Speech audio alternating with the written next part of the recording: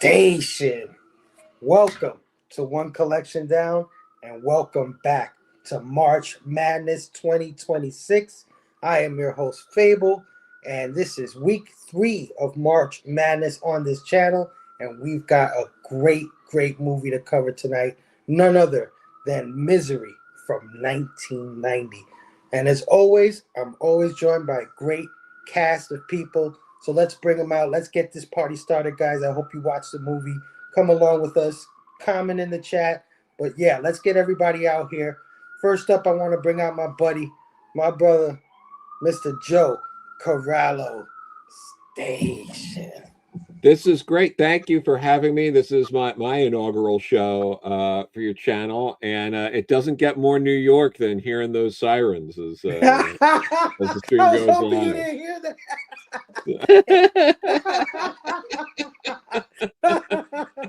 Oh shit! Oh well, Joe, thank you for joining us tonight, man. Oh, love. You know, I've always wanted you to jump on one of these things.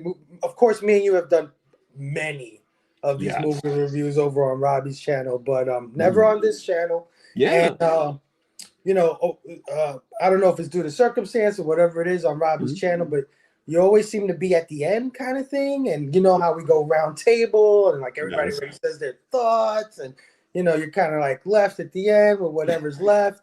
And I was like, you know what? I want Joe to set this thing off. So thank you. Yeah, absolutely.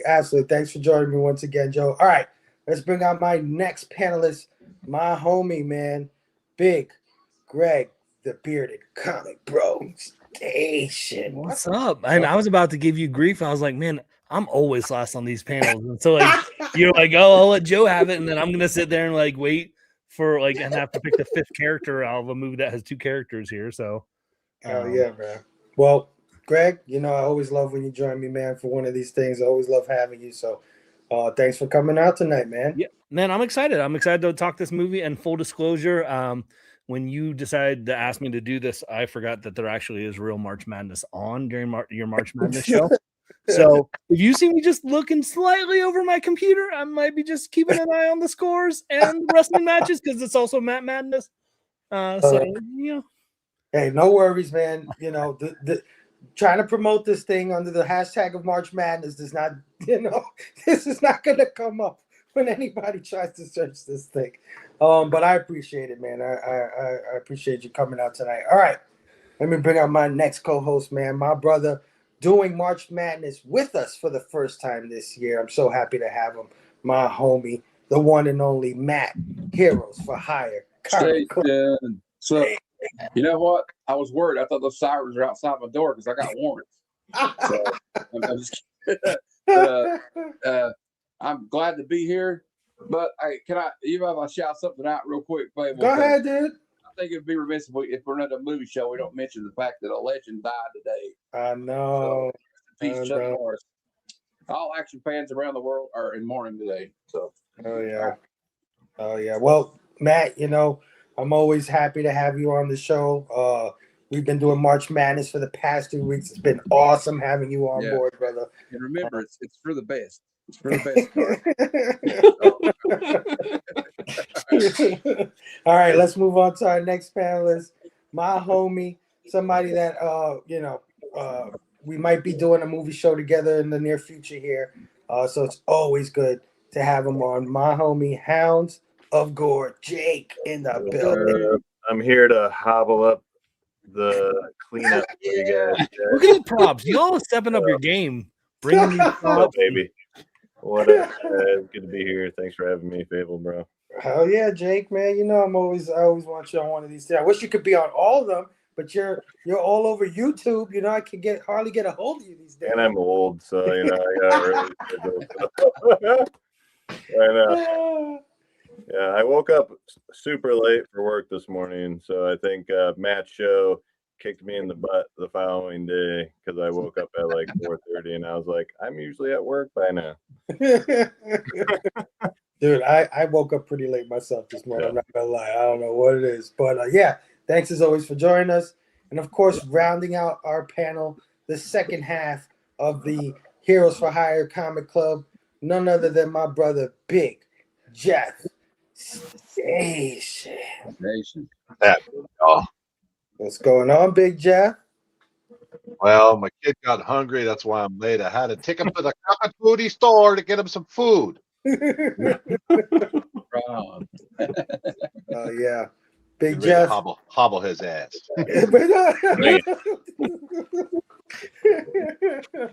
Oh well, I'm glad you made it, my brother.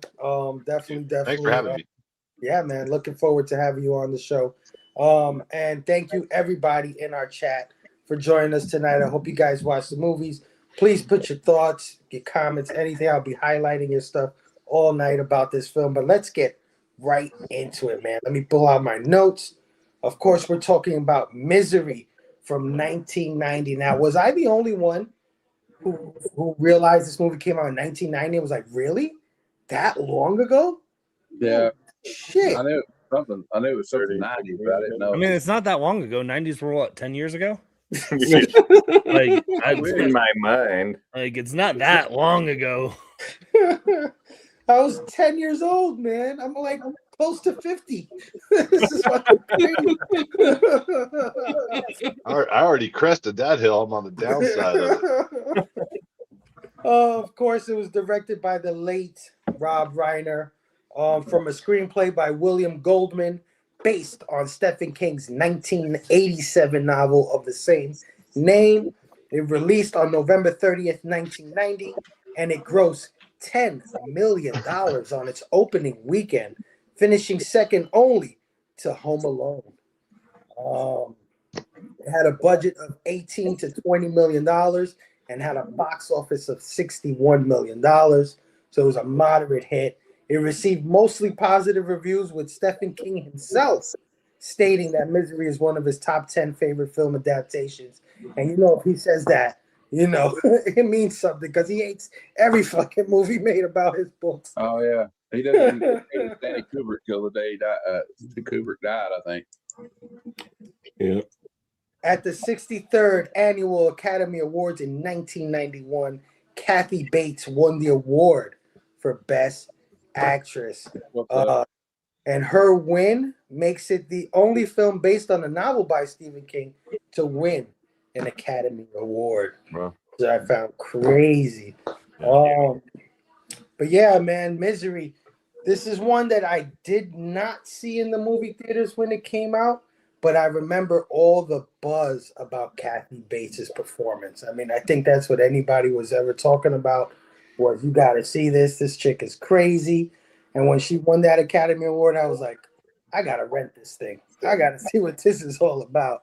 And it did not disappoint, man. I think this one is one of the greats, man. Not only is it a great film, just in general, I think it's one of Rob Reiner's best films. I think it's some of the best performances for the actors in this film, including Kathy Bates and James Caan.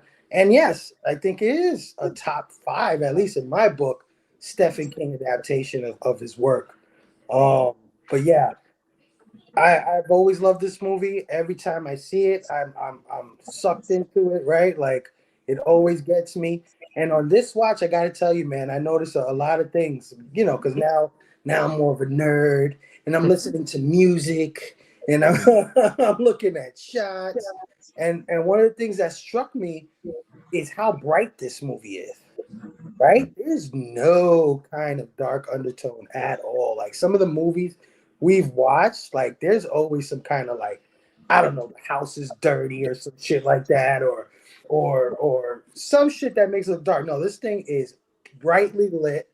Kathy Bates is like an angel, right? Like she wears these like really nice but really I don't know, church clothes. She has a cross, for God's sakes, around her neck the whole entire movie.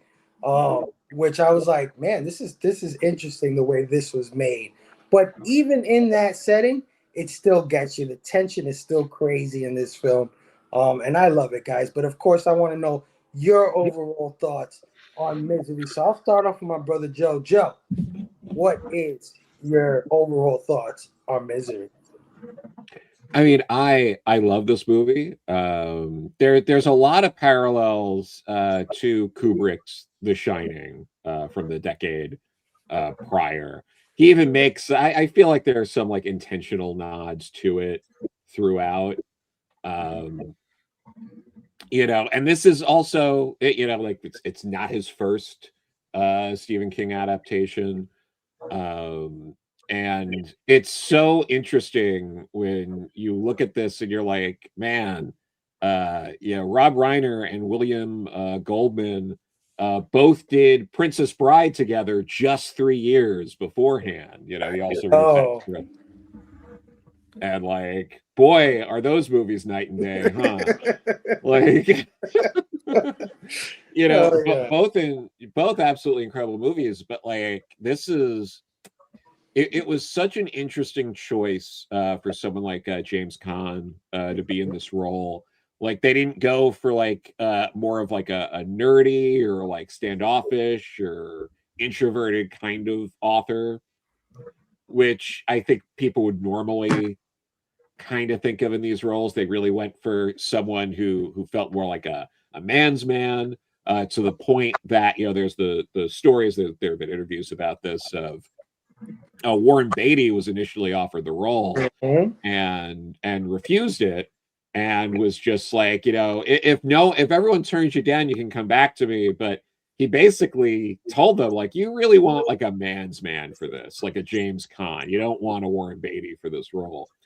And I and I think it's, you know, I get what he was saying, because I feel like Warren, like you know, I'm sure Warren Beatty could have done it. You know, he is a brilliant actor in his own right, but it just adds this extra level of the humiliation and the tension, you know, when you have like this, you know, someone like James Caan, you know, being put in this situation.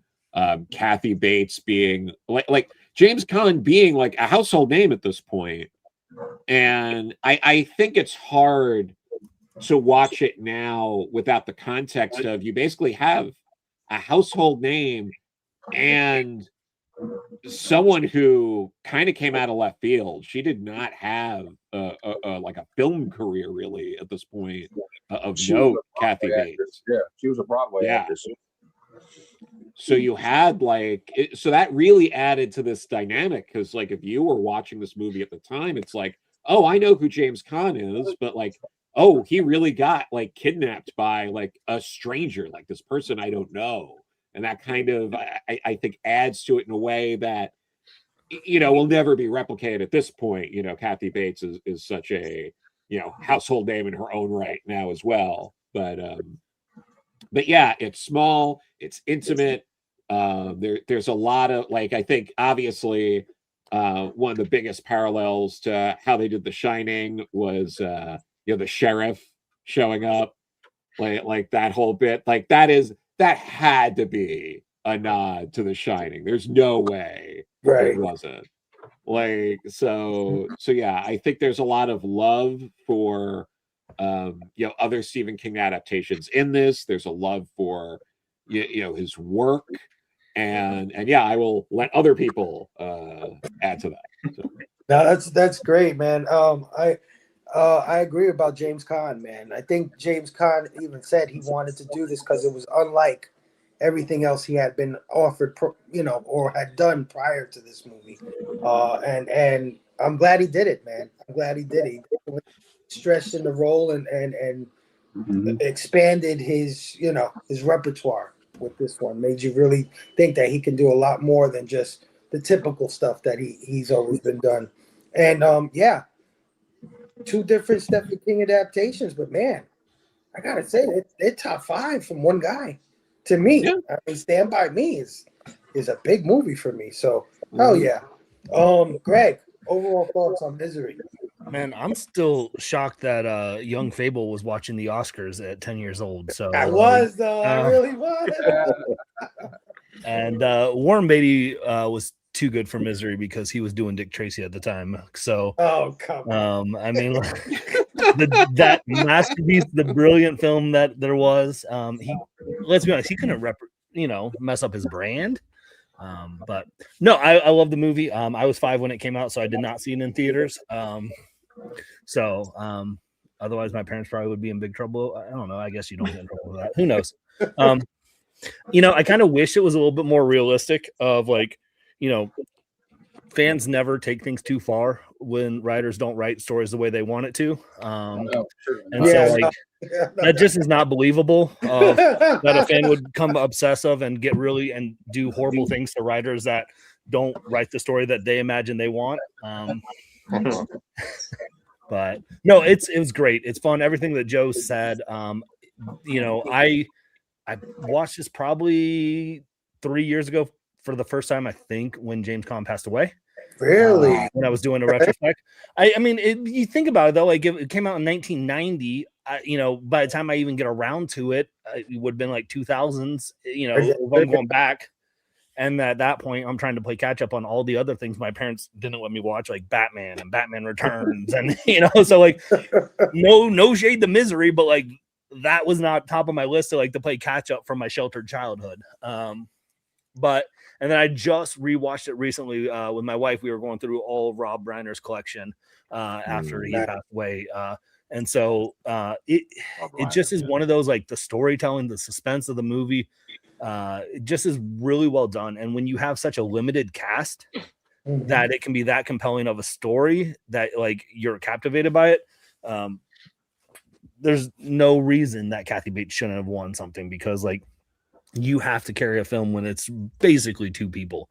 Yeah, and they both did great. So I really liked it, and I think it's one that I want to read the book. I didn't even realize that it would have been a book, but yeah, Stephen King wrote it, obviously. And that's what I do with these shows. After doing the Running Man show, I was like, oh, I'm gonna go read the Running Man, and so I'll read Misery now later. So yeah. Oh yeah.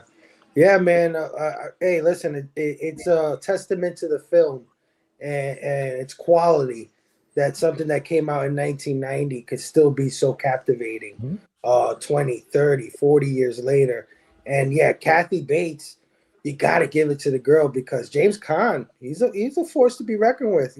He's a great actor in his own right, and she was brand new. She was brand new, and she like stole the show. So. Yeah, definitely. Matt, overall thoughts on Misery? Well, I have 5 memories of this movie. My family, probably like a lot of families on the panel and in the chat, we like to rent movies at the video store on the weekend, right? So I remember this being a Friday night watch. Yep. My dad loved to rent movies, and me and my mom watched. I remember I was like 14 or 13 years old when this movie came out. I remember us renting it, and it's just like, and you know what? Almost like Kathy Bates almost reminds me of the Terminator. In the first Terminator movie, like she just like, you cannot kill this chick, and but like she was virtually unknown. She was been big on Broadway, and actually the screenwriter Goldman is the one that suggested her for this role, because they had wanted they asked Angelica Houston and Bette Midler, and later on Bette Midler admits that she regrets turning down this role. Right. Now that you see it though, I can't imagine anybody but Kathy Bates and James Caan, and also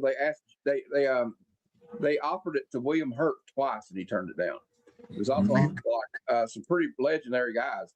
Kevin Kline, Michael Douglas was offered the role. Harrison Ford, Dustin Hoffman, Robert De Niro, Al Pacino, Richard Dreyfuss and Gene Hackman and Robert Redford, and they all turned it down. They all said no. Yeah. And and also Rob Reiner. Let's look at his work. We were talking about it earlier. They were like the guy who made Princess Bride with Andre the Giant. No, I'm good. Also, of course, he was an actor. His dad was famous. His dad wrote for the Dick Van Dyke Show and all these shows. So he grew up in this kind of Hollywood, thing. I remember the first movie, I guess, was like, think about it. Look at his movies. Like, we got This Is Spinal Tap. Then we got When Harry Met Sally, Stand By Me, Princess Bride, and then after Princess Bride, he does this movie, and then after this movie, he does like A Few Good Men. So, I know. It's a shame that he's no longer with us, because I'd like to have seen it and see what else he could have done before his time was up. But unfortunately, we don't know when our time's going to be up. But anyway, back to this movie. The cast is perfect. It's actually, like, me and Jeff were talking about this last night. Or the night we watched it. Very simple set. You just really have to have one room, one house. They do have some exterior shots they show, like when she goes into town to pick up supplies, or when you see his publisher's office or the other cabin he's in. But yeah, I agree with what was said earlier about it. Kind of the Shining-esque a little bit. It's like isolation, middle of a snowstorm, and but me and Jeff are wondering, how long do you think it took him to realize he was in deep shit? Because, I mean, think about it. It's such a frightening movie, because think about being immobile. Your legs are broke. You can't move. I know. You need this woman's help, but it's obvious this woman's unhinged. Mm-hmm. And he slowly. And what I love about it is the slow roll of how realize, like, the way she changes, like, and like, I love how she doesn't cuss. She just like, you dirty bird. You dirty bird. Like, she's real prim and proper, but she's like the angel of death. Because then when he gets that scrapbook out, when she's gone, and he's looking through that scrapbook, and you see all this shit about, like, all these infant deaths at the hospital. Like, she's a baby killer. That's fucking crazy. And He's a straight up killer. Yeah. And you guys better watch your language, or Kathy Bates is gonna get you here. Okay, I'm just saying. Like, she doesn't cuss, so you. Well, cockadoodie. He might cuss a little bit because of this movie. Cockadoodie. And also, it's got this building tension the whole time. Like, you're so like, what is he going to do? Because you think what's great about this movie, and what Rob Reiner does, is it makes you as the viewer, what the fuck would I do in this situation if this would happen to me? In that part where he plans this out. Remember, Jeff, he plans out, like, he gets all those pills, he hoards all those pain pills, and he's gonna drug or drink, right? And he pours it in there, and he's almost there. She spills the wine. He's like, oh, the audience is like, oh my God, he almost had her.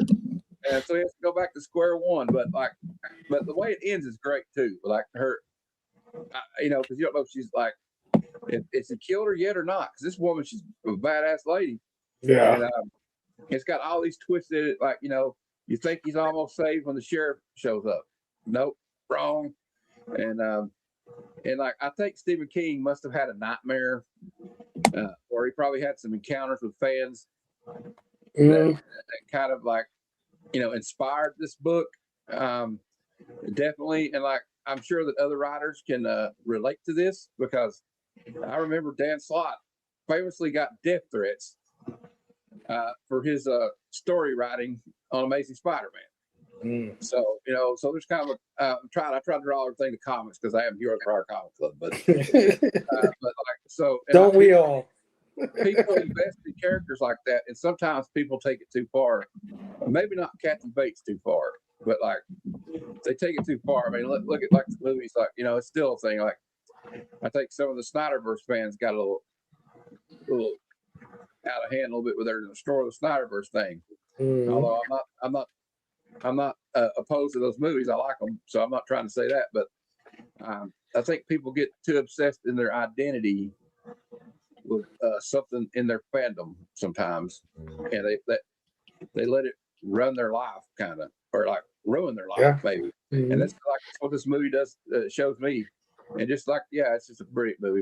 The building tension, and it's a small cast, but it's a good cast. And no wonder Stephen King, I'm sure he was really proud of this movie. Being adapted. I know he didn't really like what Kubrick did, although I think what Kubrick did was genius. Yeah. But, I mean, he didn't really. He did kind of butcher the book a little bit, but hey, sometimes you got to do that, man. These things don't always translate word for word, scene for scene. You know what I mean? Sometimes you got to do that. He's more of a visual artist anyway, so he's going to try to show it Yeah. more visually. This guy going insane, but like, yeah, I don't know. A great film by one of the all-time greats with James Caan, who was a man's man, which, like was said earlier, probably made him a more interesting actor to play that role. So, like, when you think of like a badass, you know, in the '80s, I think James Caan was pretty much a badass. Like, this dude actually got fist fights with people. I've heard legendary stories about this guy. So, but anyway, yeah, it's a great movie, and it was fun watching it again. Oh yeah. You proposed the question of how long you think he before he realized she was a nutcase. And what I was shocked at is how fast that happened. I was like in the first 15, 20 minutes of the movie. I'm like, I thought it built a little longer to her just turning, but no, she kind of fucking revealed her hand right away. And I was like, well, yeah. And like, imagine like the shock of that though. Imagine being in that situation. You wake up and he wakes up and he's in this like nice little country looking room, you know, kind of quaint looking. And he's, oh, this woman saved my life, you know. And he's like, oh, wait a minute. I don't know. It's like, yeah. And he played it. He played it so well. I mean, his facial expressions. Yeah. You could feel exactly what he was feeling at that moment. And he's on the set. He got to lay in bed all day. Mm-hmm.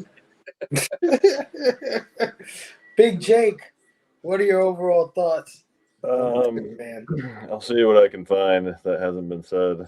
But yeah, I mean, like I said, I haven't seen this for quite a while, probably like 8 to 10 years, maybe. But yeah, I watched it again today, and I really, I think like one thing I noticed was, you know, the whole concept is, to me, simple in a way. You know what I mean? Like, you know, crazed fan that like admittedly stalks him, you know, ends up kind of kidnapping him and then keeping him. But I think there's a lot of things that I just really enjoy about it.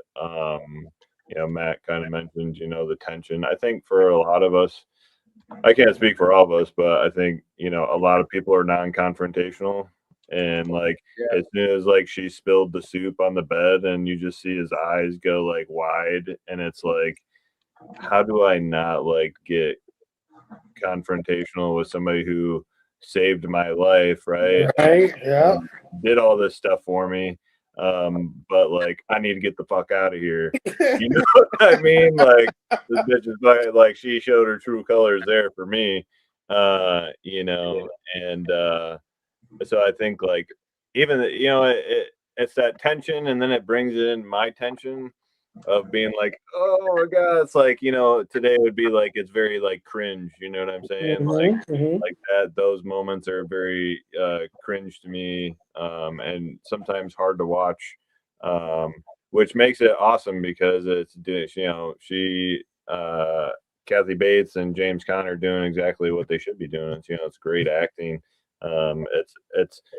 It's great when you can have, you know, somewhat of a more simple story, you know, and with the acting and everything in it, really make for a great movie.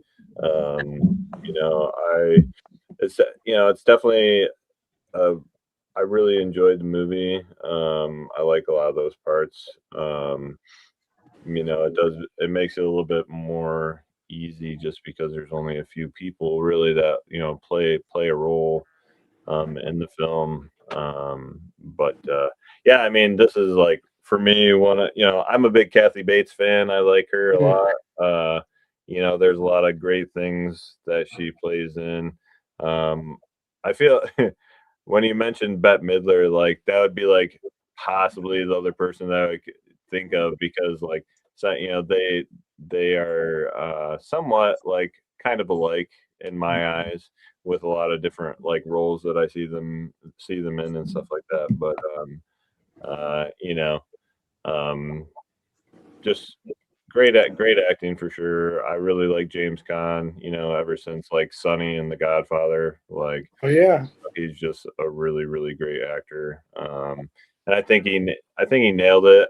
I really like the perspective of, I think being the man's man, I think was a great choice because you can see like he kind of got screwed into making all these misery books about like, you know, kind of like a, not like a shit story, but like one of those like, you know, like a romance novel, romance you know, it's like trash. Fabio, Yeah. you know what I mean? And then he gets, you know, kind of like con into writing a bunch of them, and he's just like kind of done with it, you know what I mean? Mhm. And just kind of wants to move on. Yeah. Yeah. But you know, I think it's also funny that he's like driving a fucking Mustang in the middle of winter. You know, like you're really gonna drive that, and like, and you know where you're going. You go up there all the time to write your novels. You know what I mean? So it's like, but you know, he's the city guy. But anyways, I will let Big Jeff hobble the rest of it. Oh yeah, no, Um, definitely, man. James Caan, again, great performance by him. I think this movie is definitely hinges on the acting, definitely hinges on the performance of the characters. But Big Jeff, yeah, what are your overall thoughts on Misery? when I first watched it, I remember how it kind of slow rolled you a little bit, or slow rolled me, because he goes off the cliff. You're like, oh man, that sucks. Because like Bearded, I didn't read the book till after I saw the movie, so I didn't know what was coming. I'm like, oh, okay, so dude crashes. Oh, somebody somebody rescues him, and then it wasn't too long until I was like, oh no, you know what I mean? Oh shit, and it's that weird dynamic because if he's not totally wrecked up physically, it's not a problem. You know, he backhands her, knocks her out, he's out of there, it's over. But he's helpless, and it's that helpless feeling. And I'll keep mine short because there's 6 of us. What I really, really loved about this movie is how they kept giving the viewer a little sliver of hope and then taking it away. Here's another little nugget of hope, take it away. Snatch it And away. you're just like, man, how's this guy gonna do it? How's he gonna do it? Right. And they, you know, it takes you in and out of that feeling all the way to the end. Oh yeah, I like when they showed his fucking legs. Oh And his yeah. legs look Oh, freaking brutal. gnarly, dude. I was Yeah, for sure. oh. Legs do it for Phable, huh? Like you're not And going hey, anywhere. and that's another hat tip to James Caan. You know, his acting, because of course his legs aren't in pain, but when she's Right. moving him and this and that happens, you could see him just wincing on his face, and you're just like, oh, you know. Well, Yeah. there's another brilliant scene of the way he reacts with his facial expressions when she's helping him back in the bed, and he has to put his arm around her because she's got to carry him over there. And like he doesn't want to be even near with this crazy chick. And when she puts his arm around her, he looks at her like, Fucking bitch. "Are you just I'm gonna kill this bitch. She's outside, waves at him like this, and he goes, "Fuck you," and flips her off. Yo, listen, man, that motherfucker was lifting typewriters, praying that his other arm got stronger so he could knock her out. Oh man, but listen, man, we were talking about the acting, so of course we want to highlight your favorite performances. There's not a lot in this one, you know. It's just, there's a few characters, but they're great characters, nonetheless. So you know, nobody has to. If anybody has the same character, hey, just say your take and why you love that character, even if somebody took it.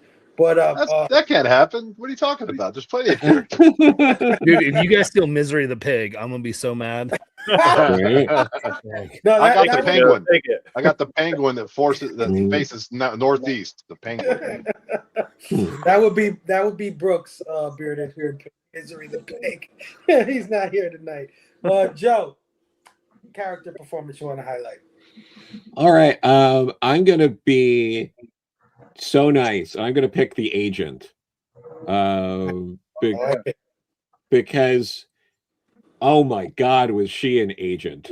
Like, you know, the whole bit where she's talking to the sheriff and like she's clearly like big time, like New York agent, like talking to the small town sheriff, and like as soon as she hears his voice, you see like her face drop, and she's just like, what am I doing here? I don't want to talk to people like this.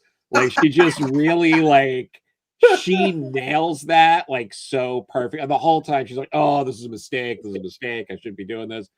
And then you get that ramped up tension where it's clear that she's, reaching out, trying to figure out what's going on. And then really sells it at the end.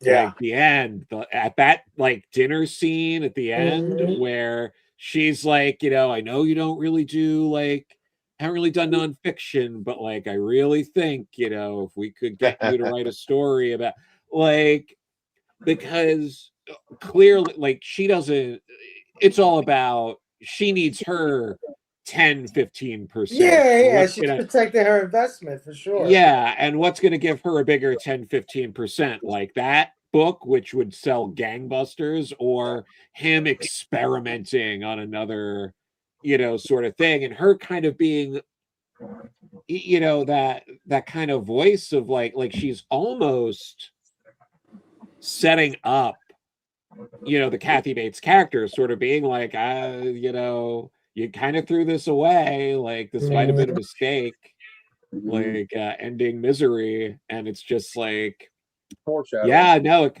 she does a great job of setting up the story with him, so that way when everything's going, it's like, yeah, maybe it was a mistake, because if he didn't kill Misery, a lot of this wouldn't have played out the same way. Yeah. Or it wouldn't have it wouldn't have escalated as fast as it did, which maybe would have gotten them more time to get him rescued before something as traumatic as the hobbling scene happened. And that's what really builds these kind of movies and like a Stephen King novel. Like it's always like that much more crushing when things are like avoidable to some extent. Like it always makes it like worse, which I really love. And I will end on, there's enough comic book people here. I am sad that none of us, up until me just now, did not make the joke, it's hobbling time. Greg was thinking about it. He was just debating it. Thinking about it. I could tell. The actress that portrayed the agent, Lauren Bacall, man, is Hollywood legend. She was married to Humphrey Bogart. Right, yeah. Yeah, no, that's a great choice. She absolutely oozed New York agent, like you said. Absolutely. Yeah. She was trying to protect her investment from Get, but yeah, great choice, though. Great choice. Lauren Bacall, like you guys said, she's great in everything she's in. But Greg, character or performance you want to highlight? You know what? Let's keep the fun train going. I'm gonna save the token characters for other people. I'm gonna go with Richard Farnsworth, aka the sheriff. Yeah, love him in The Natural. So to talk about this, like what I love about it, he reminds me of Joe Bob from that Texas Blood, like that sheriff, like that, that's who I'm picturing the entire time I was watching this, because I just have read all that Texas Blood stuff. Like he's a down to earth guy, but like he's not incompetent. Like he's not an incompetent sheriff, and I think that's an important aspect. And like he's looking into this investigation, and like those scenes where he's in bed reading these books, like you know he has no desire to be reading these books, and he's just like, but he's trying to like get into. I don't know. Something tells me he got caught. He got captured by them. Something tells me. Yeah, he became a fan. Maybe he did. Maybe I love the back and forth between him and his wife. Yes, that was great. And it's that whole banter, and that's where I like, again, it reminds me of that Texas Blood, like him and his wife, they're just kind of their dynamic. And I think what was, like I said earlier, like he's not incompetent, and I think that was an important part. And like I forget who said it, of like the whole movie, like you're like, oh, we're almost there, and like he's going to investigate to look for where the car is. And you're like, just go 10 more feet there, like for it. And so like for that aspect of, you know, like he was doing his due diligence. He was looking into like he didn't trust Kathy Bates' character. Like he's like, she's sus. Like he knows, Mhm. like he's like, she's always been a little off kilter. And then like that when she's like going and he's finding out she's buying all this stuff and like what's going on. And Mhm. I think like his performance, like the kind of, you know, following along with the process because we're like you're rooting for him and so then that makes that end scene like so gut wrenching because you're just like, Oh, dang it, like you're yeah. so well. Again, we're so close to seeing the like resolution to this, and you're like Mhm.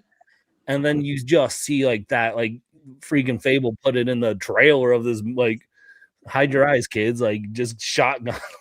Oh yeah. Hey, did you love the scene where he's first inside the house and she's like, "Oh, I'm gonna go make you some hot cocoa." She goes all the way down the hall and turns the corner, and he just as he peeks out to see if she's gone, she's peeking out to Yeah. he's checking, and then they did it again, and I was like, "Oh man, you're cooked. You fucking Yep. cooked." And so again, like, and I think like for that, like, you know, Joe mentioned the agent, you know, here with the sheriff, like they're lesser roles, but when you have two people who are at the talent and level that they're at, bringing it to this movie with James and Kathy, like to not be overshadowed by their roles, I think gives a lot of kudos to them as actors. So, so yeah, we'll take the next two main characters first, I guess.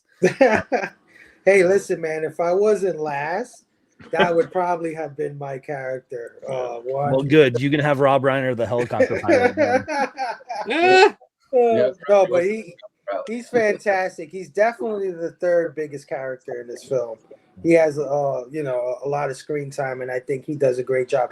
He has this grandfatherly feel that I love, and this is like the most exciting thing that's happened to him in a long fucking time, right? Yeah. It looked like he was just like, He's actually smarter than the state police are. They're like, he's yeah, dead. It's over. yeah. But he knows something. He's a feeling something's going Yeah, on. because he was kind of curmudgeon-y, right? His wife is obviously still attracted to him. She's touching his leg. He's like, "Don't touch my leg when we're on duty."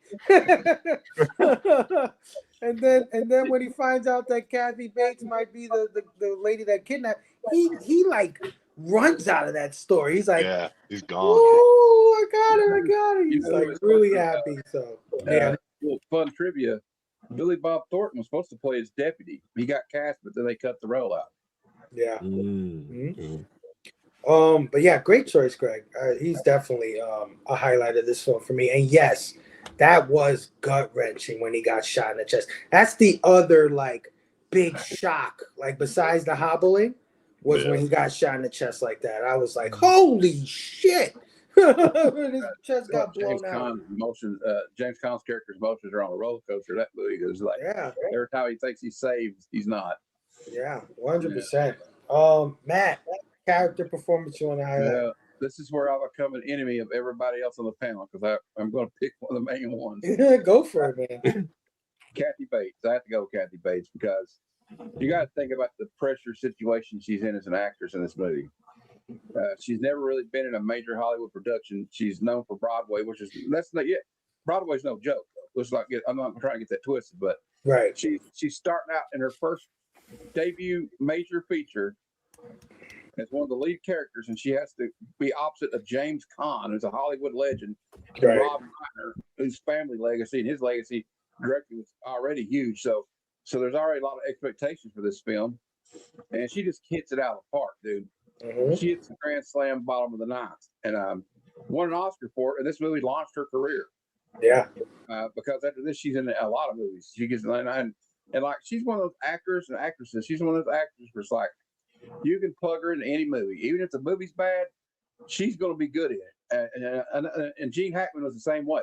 Mm-hmm. Gene Hackman, I always say about Gene Hackman and Ed Harris. Even if the movie is subpar, those two guys were going to shine in that movie. They're going to get what you're going to be like. Well, that was a good performance by that actor. Mm-hmm. And I think I put her in that same thing. And she's kind of funny in the movie, and it's like she's hilarious, dude. Oh yeah. She's like, I like when she's kind of you dirty bird, and she don't want nobody to cuff, but she'll break your ass damn ankle for sure if you try to run away. And just how like she seems so sweet, and she got that kind of Midwestern kind of charm, And then then she just starts is the crazy train just that one point when she goes, "I love you." I mean, I love your mind. I could hear Ozzy Osbourne's song "Crazy Train" where he says, "All aboard!" I was like, "Uh-oh, yeah, he's in trouble." So yeah, Kathy Bates I don't have enough good things to say about her, but yeah. No, fantastic, man. Yeah, absolutely launched her career. She became a megastar after this. In one shot, one movie, she became huge. And my favorite scene, watching it this time at least, was when she walks in with the fucking what is that thing? The grill. Right? She's about to cook his book. Oh yeah. What and the she's like throwing gasoline on him, and he's like, "This bitch is throwing gasoline on me." And she's talking. Got a little lighter fluid on his head, and then I wouldn't want nothing to happen. Right. She's being all sadistic and fucking nuts, and then she fucking lights the thing up, and she's like, "Oh my god! Oh my god!" The fire's Heaven's the best thing. That was so awesome. I thought she did it such a good job. Yeah. Big Jake, character performance you want to highlight? Yeah, I mean, I guess I'll take James Caan. There we go. Yeah, I mean, I think the best part for me is just all of his reactions that he gave throughout the film. Like I mentioned earlier, just like as soon as he saw the very first bit of crazy, his eyes just widen, and you can see in his head that he's like, oh man, maybe this is a one-time thing kind of thing, or maybe she's kind of crazy. Right. Or how do I go about this? She saved my life. You know what I mean? To where it's he knows he's kind of fucked. Maybe not to dying, you know what I mean, at that point, but he knows he's gonna have to put up with some big shit, if he wants to recover, right? He just, there's a lot, man. The back and forth of him almost playing to her kind of bipolar kind of attitudes of giving her a little bit of what she wants to get, what he wants. I Big Jeff had mentioned, just right, his legs work, but his acting was that good that you could definitely as soon as she slams the book down or all the paper down on his legs, you're oh, or when she starts, I think it was the first time she fucked with him, she starts grabbing the bed and shaking it and lifting it off and kind of slamming it down on the ground, and you're I'm just kind of wincing to myself, fuck, that's gotta hurt, you know what I mean? But yeah, I mean, he just overall killed the role. I mean, I think it was a great choice, like I said earlier, to kind of have a man's man for that type of writer. I think it made a lot of sense. And two, just that you have a man's man and he's in such a vulnerable state throughout the whole movie too. Exactly. You know what I mean? If it, why aren't you beating the shit out of her? You know what I mean? You know what I mean? But it's yeah, because your legs are all messed up and you basically have one arm. You know what I mean? Yeah. But I think that's another whole part of the movie that's pretty cool. That he is a man's man, but he is in a super vulnerable state to where it's if in reality he wasn't messed up, he'd probably take care of the situation pretty easily. You know what I mean? Yeah. But although she's pretty beefy because she just fireman carried him. Yeah. I walked in that type of snow, and it's not easy walking in that kind of snow. You know what I mean? So Hey, that was a stunt man for sure. 180, 200-pound guy on her back, and she's just walking up from the car crash going uphill. You know what I mean? She carried him up a hill in the snow like she was Brock Lesnar, dude. Yeah. Super easy, you know what I mean? But yeah, it's hard to choose with such a small cast, but James Caan definitely killed his role for this one. And they just played so well together for sure. Yeah. And Jake, like you're talking about, like he's trying to humor her because she's a fan. He realized she's a fan, but maybe a crazy obsessed fan. I've seen that look before, dude. I was at the Heroes Con last year, and I was in the line for the legend, Chris Claremont. In comic book circles, he's a legend. And there was a few people ahead of me, and they were just gushing over him and talking about how they were his biggest fan, and like he was just like, how James Caan's like, okay. Like he's just like, okay, I just have to. Thank you. But you could tell the look on his face. He's like, this guy's freaking me out a little bit. Yeah. Well, there's that element that you're famous too, right? And you don't want to like piss your fans off, or you don't want to be looked at a certain way. You want to, and the messed up part is like I have the total opposite. Is like I don't want to be a bother to these people. You know what I mean? Yeah. And like. I know you guys were talking about, there's some like, anytime I get like involved in like a fandom, it almost like puts me off of the actual show or whatever it is that I'm watching or reading. That's like, I just don't want to get that involved. You know what I mean? Sometimes it's like, I just want to enjoy it. You know what I mean? So it's like, I'm very aware of when I am like, like Matt says, like meeting somebody that I like a lot or something, you know what I mean? But I've seen some people that, kind of look a little crazy, or like I've heard, the writer or artist be like, that was a little weird. Or, like dude was talking shit to me right as I was signing his stuff. Like, what the fuck is that? Well, I mean, I will say I've been starstruck and don't know what to say. Like with I'm like, I'm your biggest fan. I've never been driven to kidnap them and break their legs though. So I do want to say you can still be obsessed about a creator or someone you like, and you don't have to go to those extremes. There are levels to this, fan. Yeah. Right. Big Jeff, character performance you want to highlight? All right, so I'm gonna color out of the lines a little bit, and first I gotta say Stephen King and Rob Reiner. I know they weren't in the movie, but you got to Rob talk Reiner about. Was you're good. Rob Reiner was good. Yeah, You're good. Yeah, sorry. You're good. So Stephen King obviously for the source material, and then Rob Reiner directing this thing like a lot of you alluded to, and Matt said it's mostly in the bedroom. Yeah, there's a lot of other scenes, but mostly it's in the bedroom between James Caan and Kathy Bates. But that being said, I got to go with Kathy Bates as well. It was my first exposure to her, and like you were saying, Phable, like the way they dressed her, and the way her house was, everything in its place and a place for everything. We've all had that grandma or that aunt or that buddy's house, or the house where you're like, man, I don't even want to step foot in here because I don't want to bump something and somebody freak out. You know what I mean?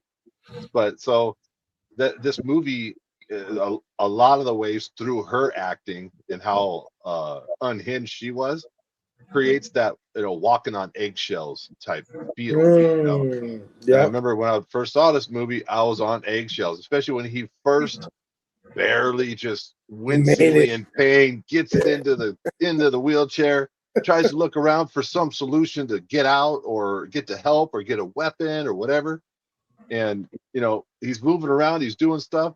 I remember how crushing it was when he saw the phone, gets over to the phone, starts to dial it, nothing happens, picks it up, and it's got no guts in it. I was like, you're dead. I'm sorry. Never mind, dude. It's over. It's over. It just crushed me, and a lot of things. But back to Kathy Bates, her facial expressions, how she switches from Looney Tune goofy but sweet for one moment to Looney Tune goofy. Oh, is this the end? Is it night? Is it curtains right now? You know what I mean? Especially the two that stick out is when it's raining and she gets the blues. And she just kind of saunters into the bedroom. Her hair's kind of messed up, and she's just kind of half at it, like she's in a deep depression or something. And it's like, the eggshell has just got times 10. You know, you don't want to push any buttons right now because you don't know. And she pulls that pistol out, and I'm like, oh, now it's even worse. My God, you know what's he gonna do? That's that seasonal depression. Yeah, man, a lot of things going on with her. A lot of things going on with her. And like Matt said earlier, I know this is really specifically to do with her, but well, yeah, it is.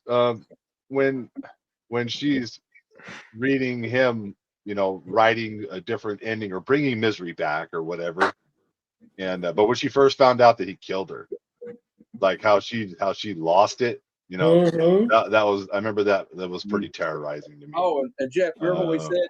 Do you think he was worried, like, because how obsessed she was about misery saved my life, reading her in these stories, and he knows how the story ends already? Yeah, wait till she finds out. Oh my God, what's going to happen when she gets to the end? Yeah, dude, it's that freaking fear of like, ready to go off. Exactly. He's like, what's she gonna do once she realizes, you know, and she starts having to rewrite that shit and everything he gives her. She's like, nope, try it again. Yeah. I'm just like, oh man, yeah, I got to go with Kathy Bates. It was my first exposure to her, and just for a movie that was in that style, where it's mostly the dialogue between her and James Caan.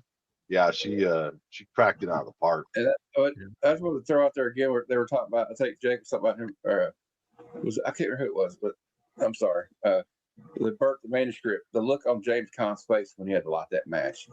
Yeah. All this work he had done for months writing this book, and he thought he was finally free of this fucking character. Yeah. I was like, oh man. Yeah. All right. Well, Phable, I'll just say this real quick before you hop in. Like, and if Kathy Bates would have just been a comic book fan and read comics, like all this would have gone away, right? Because she would have read like, oh, Misery's dead. She's like, you know what? She'll be back in 2 months, so like it's fine. So like it would have ended the whole thing. I'm like, it's fine. She'll be back. Alternate universe. I'm gonna go with James Caan as well.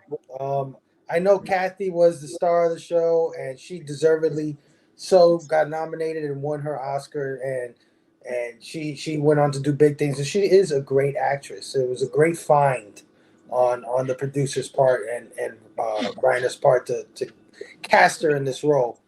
But I gotta go with James Caan because I think James Caan at this point in his career was on the waning side of his career, right? It was kind of like a revitalization, I think, at this point. Sort of like a John Travolta in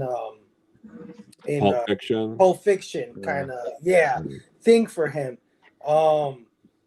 And Jeff brought up a great point that I didn't even think. Like, I was just going off of his acting ability, but yeah, the physicality, the amount of like wincing and having to play like your legs don't work or your arm doesn't work. He is very, very convincing that he is in pain or can't use his body and stuff like that. He does a fantastic job trying to get in that wheelchair. I mean, I couldn't imagine how many takes they would have been to have him like jump in that wheelchair using one arm. You know what I mean?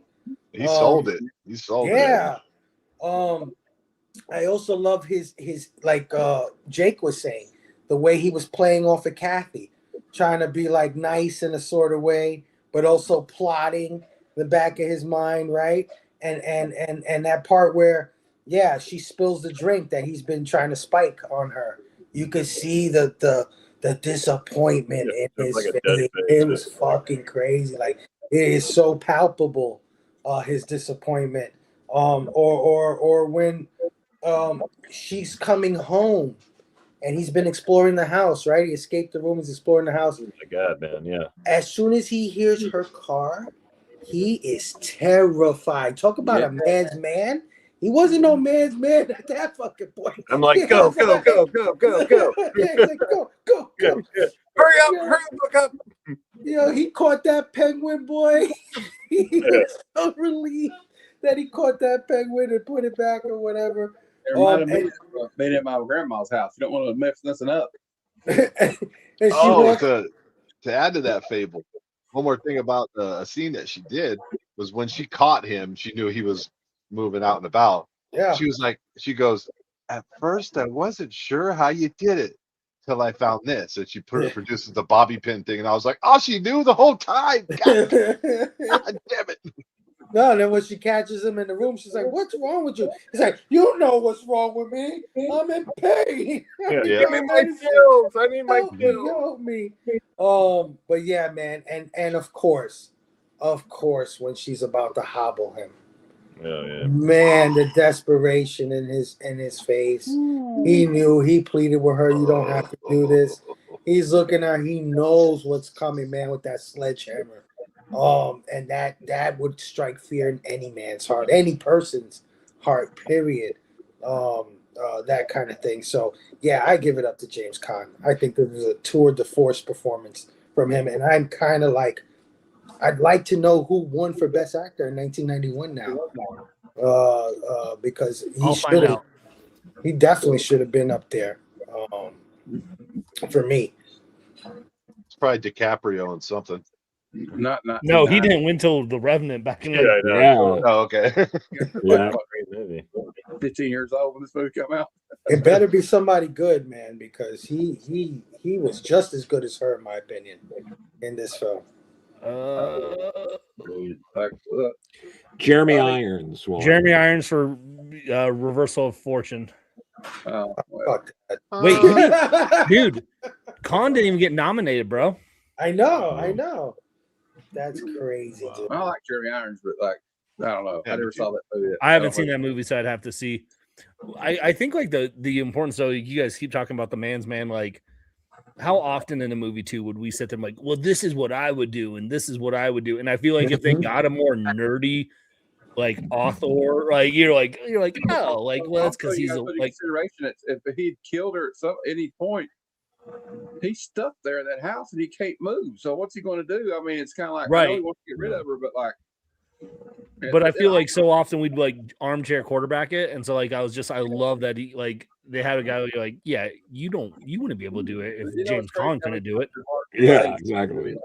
Like, when he gets out of the room and he finds the phone and the phone's been dismantled, there's nothing in there. The guts of the phone are took out, and then like then he tries to drug her, she spills the wine. Oh my god. Yeah. It's what Jeff said earlier. They give you some and then they take it away, and they give you a little hope and they take it away. It's masterful the way I was Rob talking Reiner to Matt, the built part that. where he's got the knife and he's practicing taking it out of the sling rope. He's like, Yep. You know, and I was telling Matt, I was like, he's got a freaking flimsy ass piece of shit chef's knife from the kitchen. And I go, he don't even realize unless he gets her like right there or in here or some other soft spot to where there's an artery, that's not going to go like he thinks it's going to go. Right. You know? Yeah. So, All right, man. So let's talk about style and structure real quick. Hold on, I have some notes. The exterior scenes set in the town of Silver Creek were shot in Genoa, Nevada, which is crazy to me, right? Because this is like a snow-filled town. Now I know it snows in Nevada sometimes, right? Am I crazy? Oh yeah. That a yeah, thing? that's, Okay. And the interiors were all done in a Hollywood Center studio in Los Angeles. So a lot of this was sets, man, which you got me. Looks like a regular place to me. yeah. But I don't think this movie is particularly stylish. It's kind of like, I don't know, it's kind of cookie cutter in a lot of ways. It's not really going too crazy with composition or things like that. But I think the setting, right? The setting mixed with, I don't know, the cleanliness of things, the cleanness of things. I can't put my finger. Maybe Joe articulate this better than me.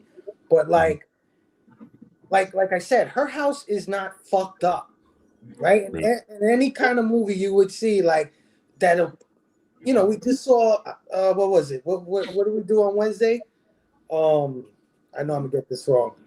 The Devil's Rejects. Devil's Rejects, right? Like those are crazy sons of bitches too, right? And their house looks like shit, right? Like it's all fucked up. Everything's done. No, the town is nice.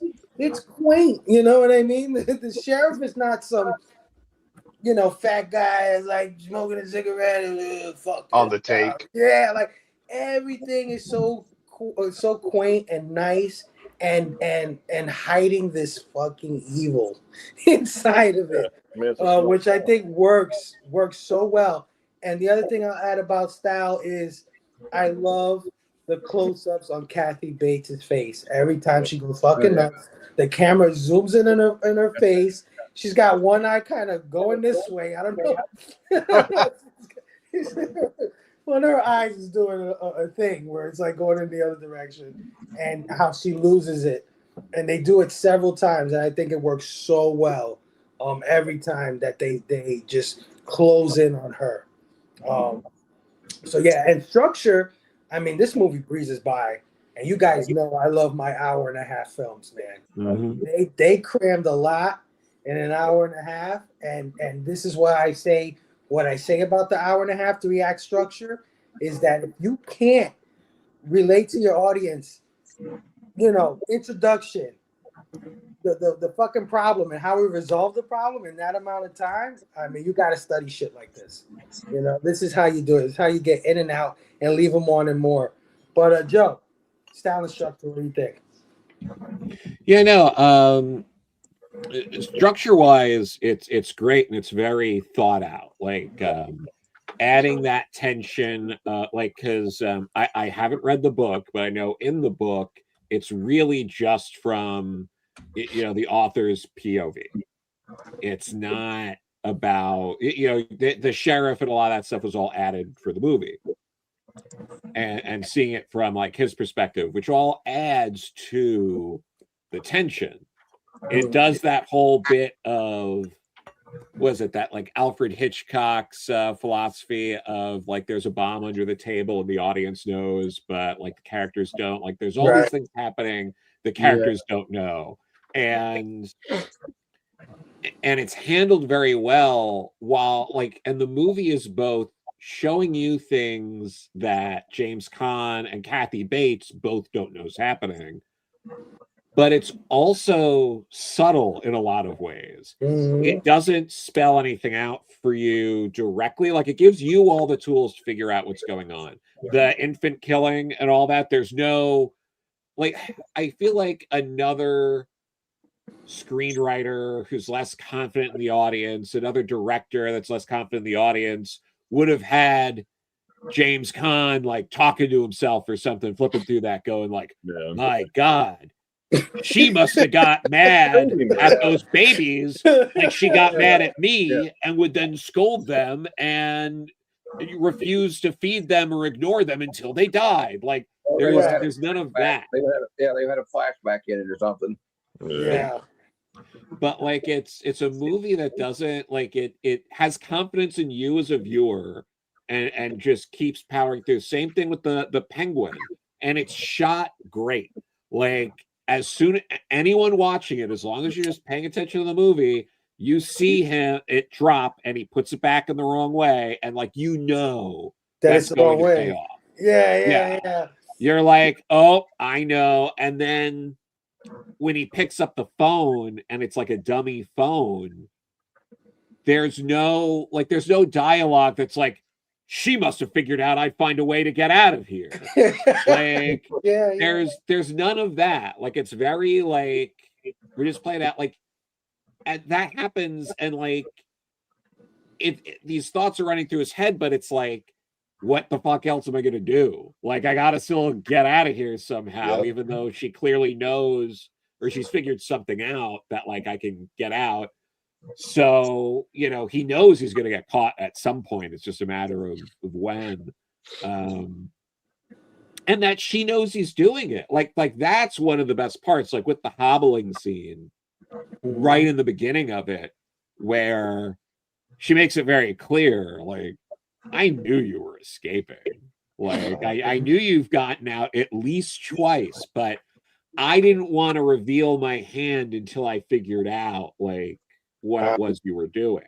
And like, oh, I found the hair clip. Now that I know and I have the definitive proof, now I know that I have to do something about it. And like that's sort of her throughout the whole sort of movie. And you can also get a kind of like they don't spell it out, but like, you know, she didn't knock over that wine on accident. You know, like these sort of things. Like, Mhm. you know, like she knew there was shit going on, but like they just like play it that way and it goes through James Caan and she's not revealed. Like it's the structure of it is very thoughtful and it welcomes you into the movie. And I think part of what makes the movie shocking, because I mean, I never, I don't want to interrupt you, but I never thought of the Yeah. wine scene that way. Did anybody else on the panel like 100% You know believe what? she knocked it over 100%? Now that he says it, Yeah, it makes a lot of sense I- because I think she counts the pills. Yeah. Why wouldn't she know that he stole the pills? You know I what think the mean? fact that she knew That's a good point, Joe.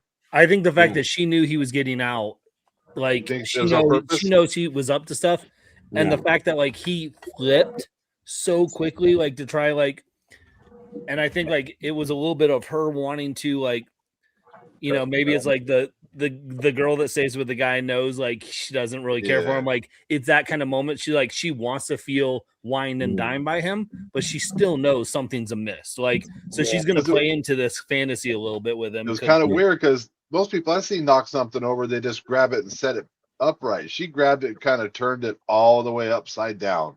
to pour it I was out. like, Yeah. Yeah, that's true. Yeah. But I wasn't really sure, but now you say it, I'm like, maybe she was. Because she didn't trust him when he needed the pills and that whole thing, and like he refused to go in the bed and he was like covering and like she knew he took something. You know, so you know, but yeah, like it's structured in a way like that, and I think because the movie like invites you in, like it makes you go like, ooh, I gotta pay attention, like there's stuff going on here it's not spelling out, it immerses you in the movie more, right? And I think that Makes you that paranoid. part of like how it's structured, because like I've been on the panels, you know, on other channels, you know, like Robbie's channel with a bunch of people here at some point or another, and just like we've watched so many movies where it's like, oh, and then the person's like stomach gets full of maggots and it explodes everywhere, and like just like really horrifying stuff. Right. The hobbling scene and some of the other scenes in this aren't nearly as like over the top insane or like devastating. It's not a kill, like, but it is more like ooh to like watch than so many other movies that do way worse. Right. Harder to watch than that. You know, sometimes it's like a scene can be terrible if you don't show it. Like when I reviewed American Psycho, we were talking about the axe. When he's killing Paul Allen, you don't ever see the axe actually hit him. You hear like a thud. And but like in this, give Rob Reiner credit. He's like, I'm going to show you. Yeah. Well, Joe's absolutely right. For like you can watch Saw and all these movies where they're doing these grotesque things, and maybe none of them hit you as hard because we all remember that scene. We all that shit is burned into all of our anybody who's watched this movie. That's the scene. When me and Matt watched it the other night, when that part came, we were both like, yeah. And it's a split second. It's just his foot folding to the side, but that was enough, dude. The way he did it. Yeah, sorry, but it's like a realistic horror aspect, right? Like you're like you can visualize that happening. Where like Joe's like the maggots out of the stomach, like that's harder to like visualize. So like that takes you out of reality. This is very much in reality at the time. So like it hits even harder because like even more so than someone like sawing their foot off and saw like this is just like you can imagine. You know, we've watched the sports injury videos where the ankle just goes the other way, and we just go ooh. No, you keep going. I'm done. Go ahead. That's great, Joe. Oh yeah, man. I mean that time that Lawrence Taylor Joe Theismann his leg. It's one of those gnarliest things I've ever seen. Oh, what about Sid Vicious when he jumped off the top rope and his fucking leg folded? Yeah, that was crazy. But yeah, Bearded, style and structure. What do you think, man?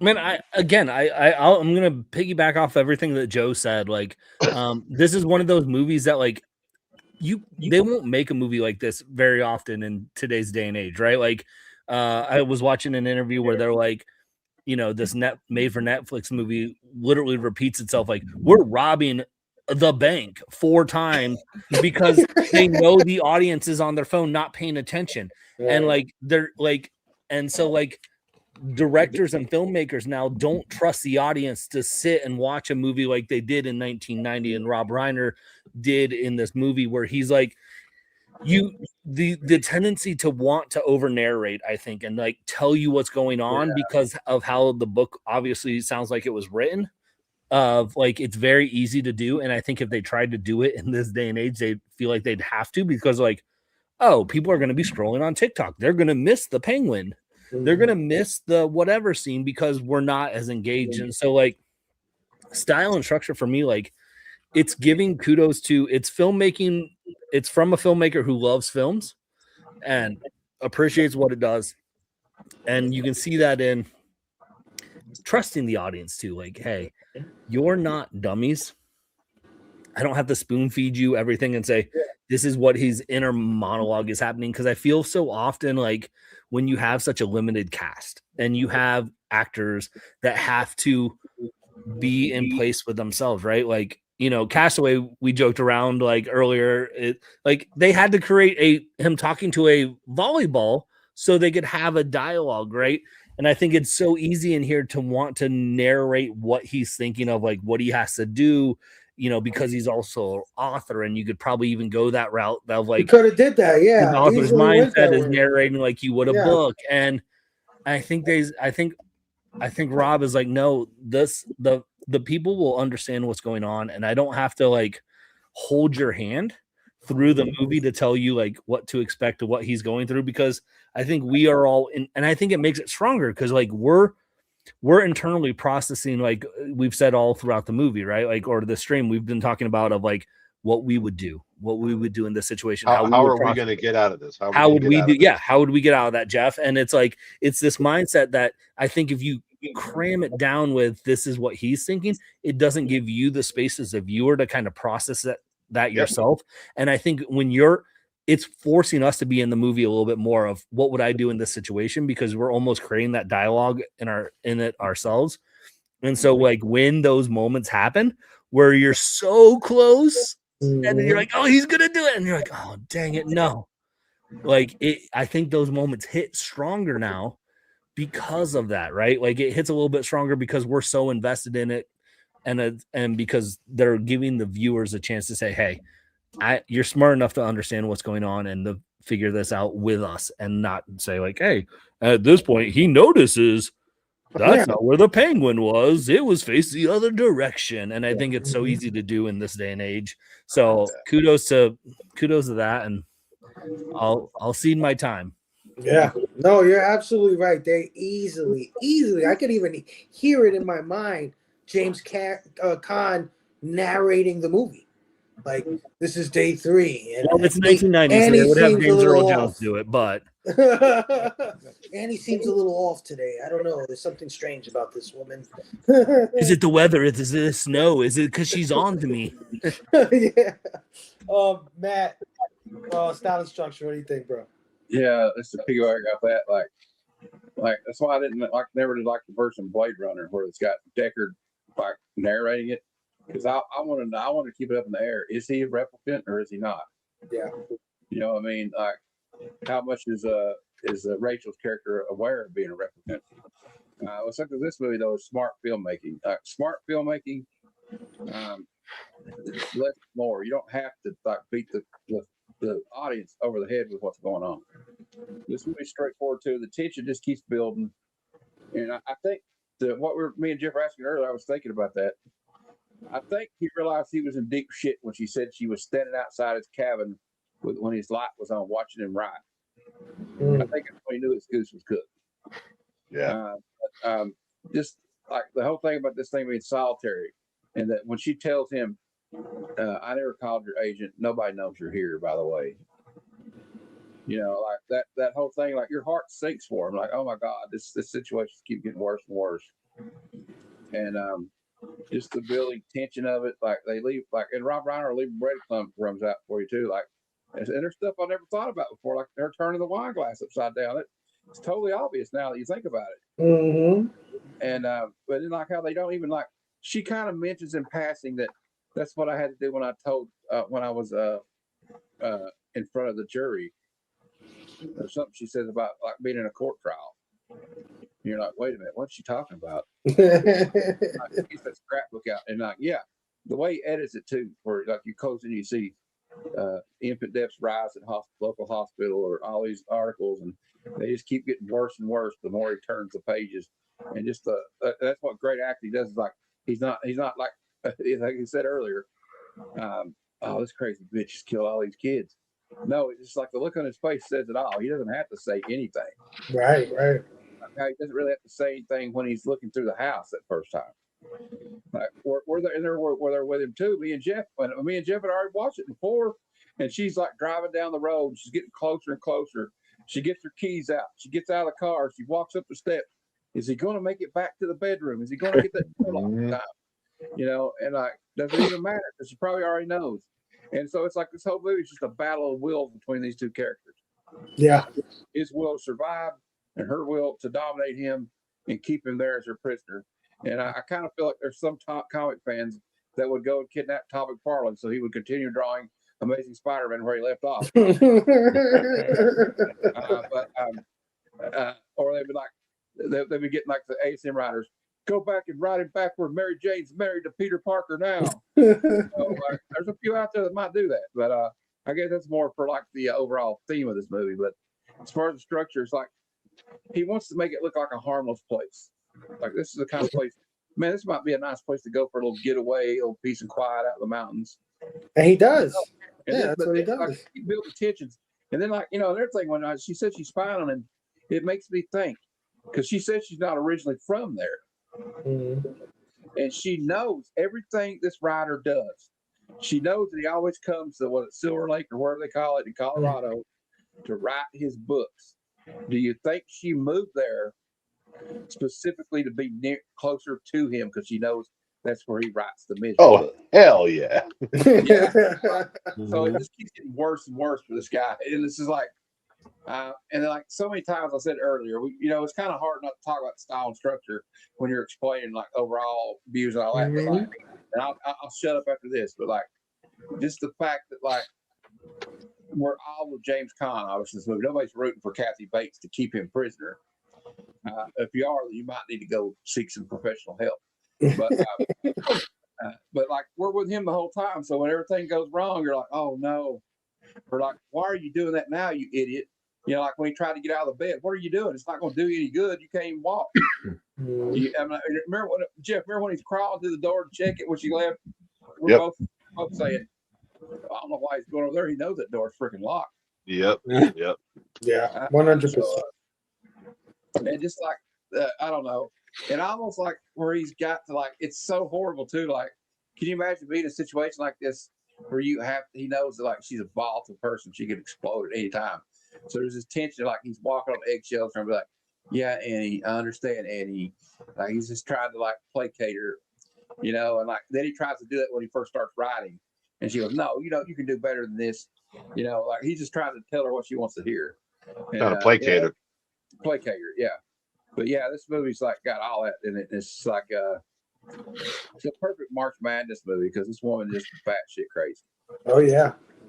Her character has been voted in many lists of some of the best psychopathic characters in film history. So definitely great choice for March Madness. And to speak to what you said and what Joe said earlier, I was thinking about this while you guys were talking. The part where he sees his autographed picture to her, and it kind of dawns on him. It's like, I met this bitch before. Like I signed this picture. Oh my god. But anyway, Big Jake. Style structure, brother. Well, I'll keep it simple.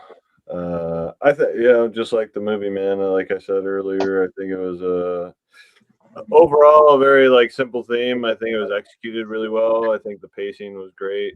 It kept me entertained. I think a lot of the points that people had made, like Eric, as far as like not missing little things, right? And just and like Joe, the things that like it's nice to where like I think all of us are still in that area where we pay attention to movies. You know what I mean? Like depending on what I am watching, whether that's a comfort show or something, where I can do what I want to do, and have it on in the background. But that's because I've seen it, 15, 30 times, whatever. But for this, like it could have gone a narrated way, but like it doesn't need to, because I feel like if the book was written in the point of view of like James Caan, right? Like I feel like it's almost in the point of view of us watching it, because like we all are kind of like, oh well, maybe you should do this or that, or while he's thinking and doing things, that's what I'm doing in my seat on the couch. You know what I mean? I think the whole style of it, it's a quaint little town in the mountains. I think it's it definitely comes off as that, even though you don't see a whole lot of stuff, but what I did see I have seen before in little towns and mountains. And I think everything's very clean, and I think in towns like that it's very slow, so a lot of people have more time to deal with those types of things, you know what I mean, to where everything's in its place, and I thought it was funny, he's like looking for his stuff, and of course his wife's like trying to rearrange his desk. I'm like, don't fucking move anything. I know it's all where it needs to be. And see, here's the note. I knew it was right where it was supposed to be. But yeah, overall, like I think it executed it great. And just the structure of like the tit for tat, almost the back and forth between the two actors, I think it was just overall great, and I'll just kind of leave it at that. Yeah, absolutely. It shows how something so quaint and something so inviting and nice and warm and all that can be flipped on its head easily, right? Like, and yeah, I know we didn't mention her, but shout out to the deputy wife, man. She was hilarious. Yeah. She really was. I loved her. So dry with her sarcasm. Yeah. She's like, I don't know where he is, out there cheating on me somewhere.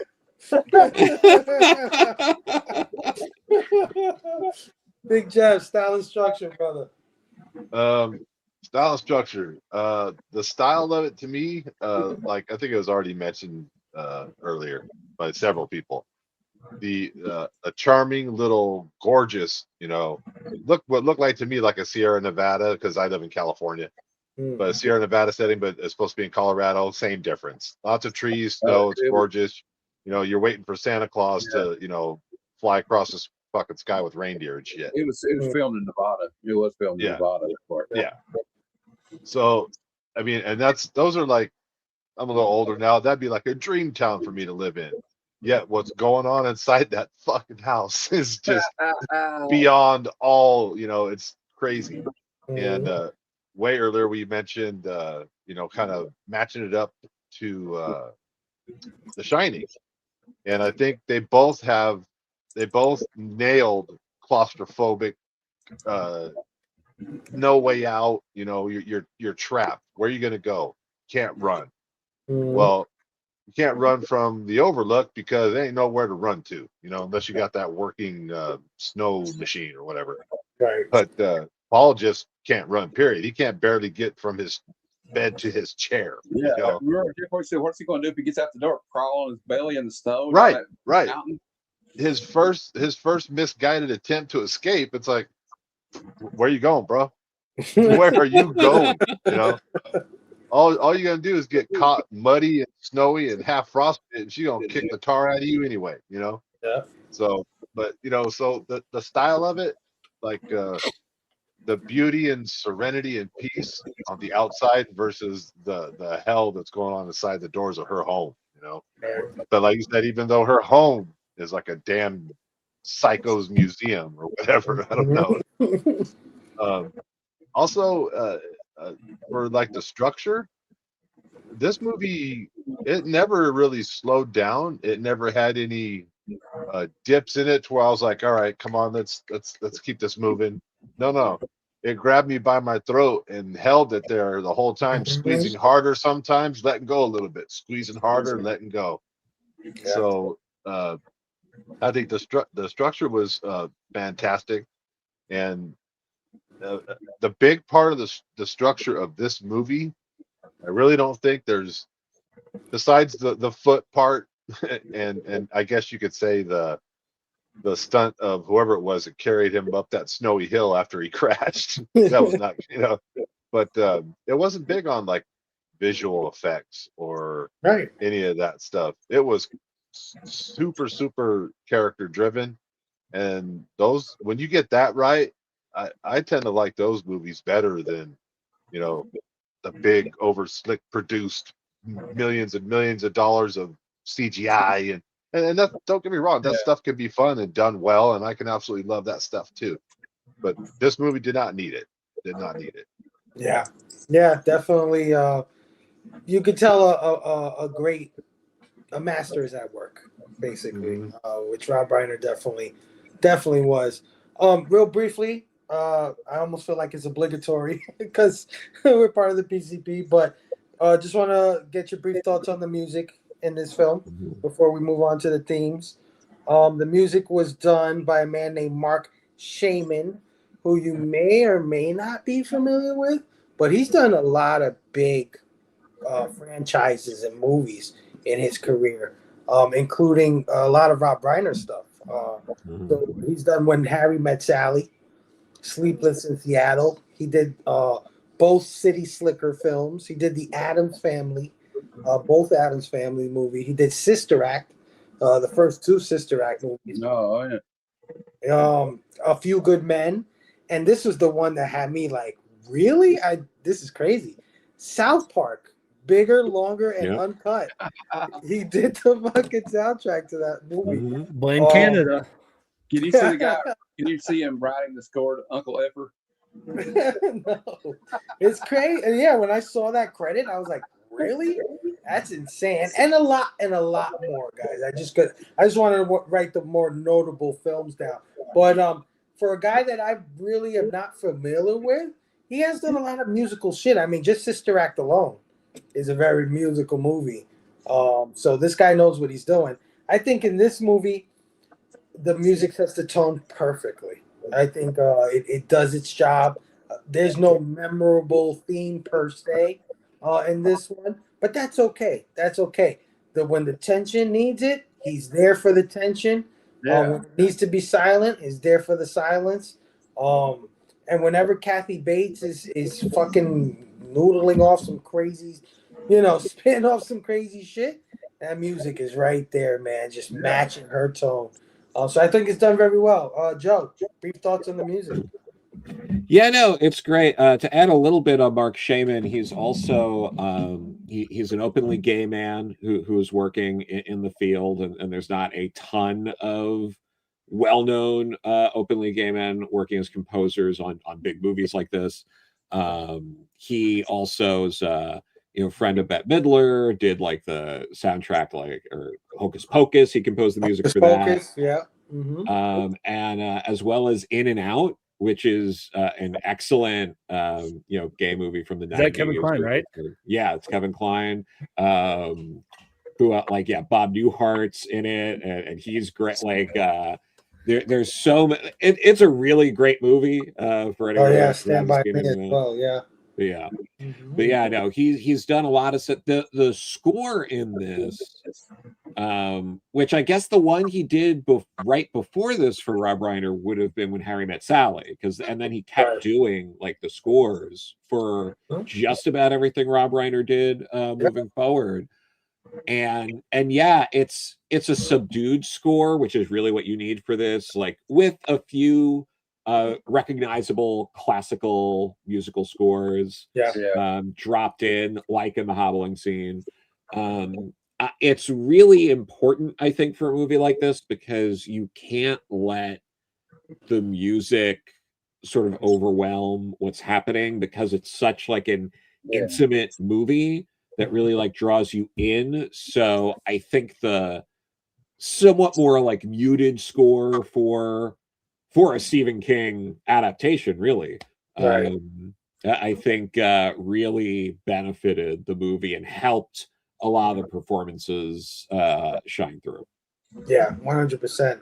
And some great use of regular music too, like contemporary song at the beginning that opens the film. Is Shotgun. Yep. And some Liberace stuff, man. Yeah. You hear some Liberace. Got a picture of Liberace on her. But Greg, brief thoughts on the music. I'll keep this really brief, because as much as I do these shows with you and Robbie, I always forget to listen to the music and have anything to say about it. So I wish we didn't, because I always forget. But so everything Joe said, I agree. I concur. Kudos. I say what Joe said, and I'll cede my time.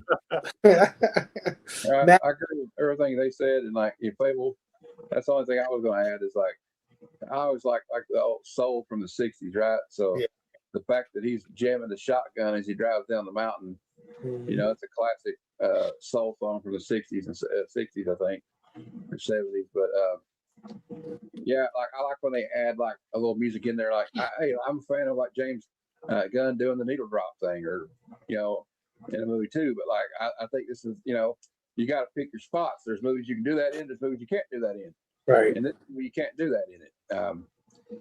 But like the music, the thing about a movie like this, and like a movie that's like got tension, psychological thriller, horror film, suspenseful movie, the music's got to help build the tension. Like the anticipation for her swinging that sledgehammer. Yeah. So that music, it doesn't take away from it. It's not distracting. It's not like can you imagine they had like Moby or some electronica soundtrack for that? Yeah. You know, you don't want nothing like that in it. See, that was my complaint about X-Men. I keep going back to X-Men. You hate that shit. Like that just took me out of it. I'm like, why don't you just get the Newton brothers to come in and go da da da da da da? Right. But you know, but see, like sometimes it can take you out of the action. Like it's kind of like too slowed down. That's why my complaint about it was. Well, now I want the Moby cut of this movie, because I kind of want to know what it is. So release the Moby cut. Release the Moby cut. The Fat Boy Slim cut, right? And then get Christopher Walken in it. Like, come on, now you're talking. She could have hobbled into Western Shores, get the sledgehammer there, or they could have had sledgehammer. There you go. By Peter Gabriel. Some MC Hammer. Hey, you edited that out when she's swinging that part where you got her swinging the thing. Play when your intro said stop. Yeah. But anyway, yeah, they got like a little picture of Liberace, who, if you ever seen that movie Beyond the Candelabra, he was a bit of a crazy, kooky person too.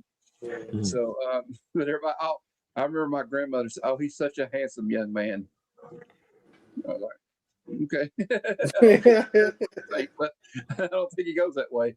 But although he was a talented pianist, but yeah, if you've never seen Beyond the Candelabra, Michael Douglas plays him. Matt Damon plays his boyfriend.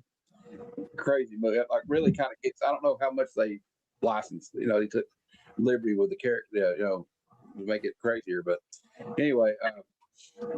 Check it out. But anyway, the soundtrack's great. But you know me, I'm going to go on diatribe, so I'll try to shut up. The score's perfect for it. Yeah, no, I think it's perfect too. Jake, any brief thoughts on the music? Yeah, no, great music. You know, I'll give you my typical response for our movie reviews. You know, the music did what it was supposed to do. Yeah. and did it well. So I'll pass to Big Jeff. Big Jeff, music. I'm kind of with Bearded. I don't remember any of the music. I just don't. I know she's like, oh, be so romantic. I'll play all the Liberace. And I kind of heard, I guess, what is Liberace in the background, but I don't know that music. Right. So for for this movie, and maybe that's a testament to the soundtrack. I don't know.